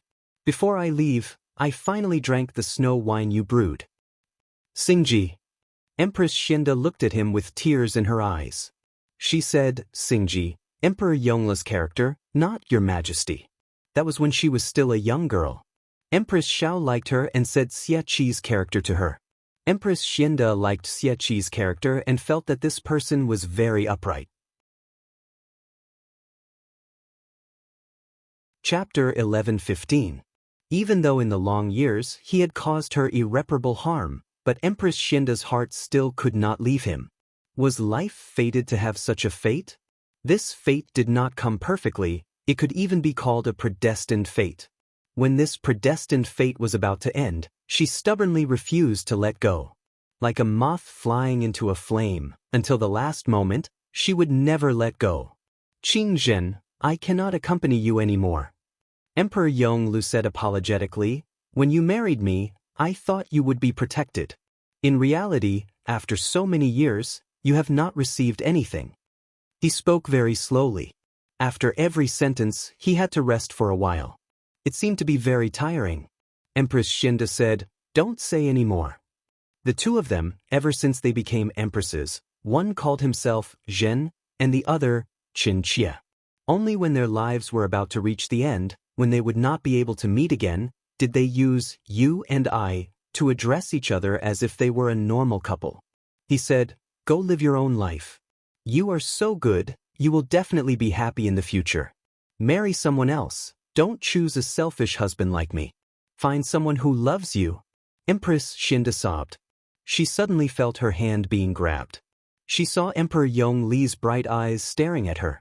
He gritted his teeth and said, "But I am not willing. I do not want. I am very selfish. You are my woman, I do not want you to marry someone else." Empress Xianda stilled.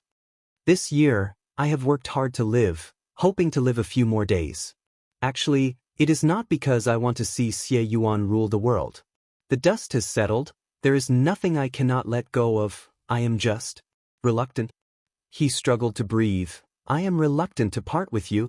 Even if I have to be husband and wife with you for half a day, one more moment is good.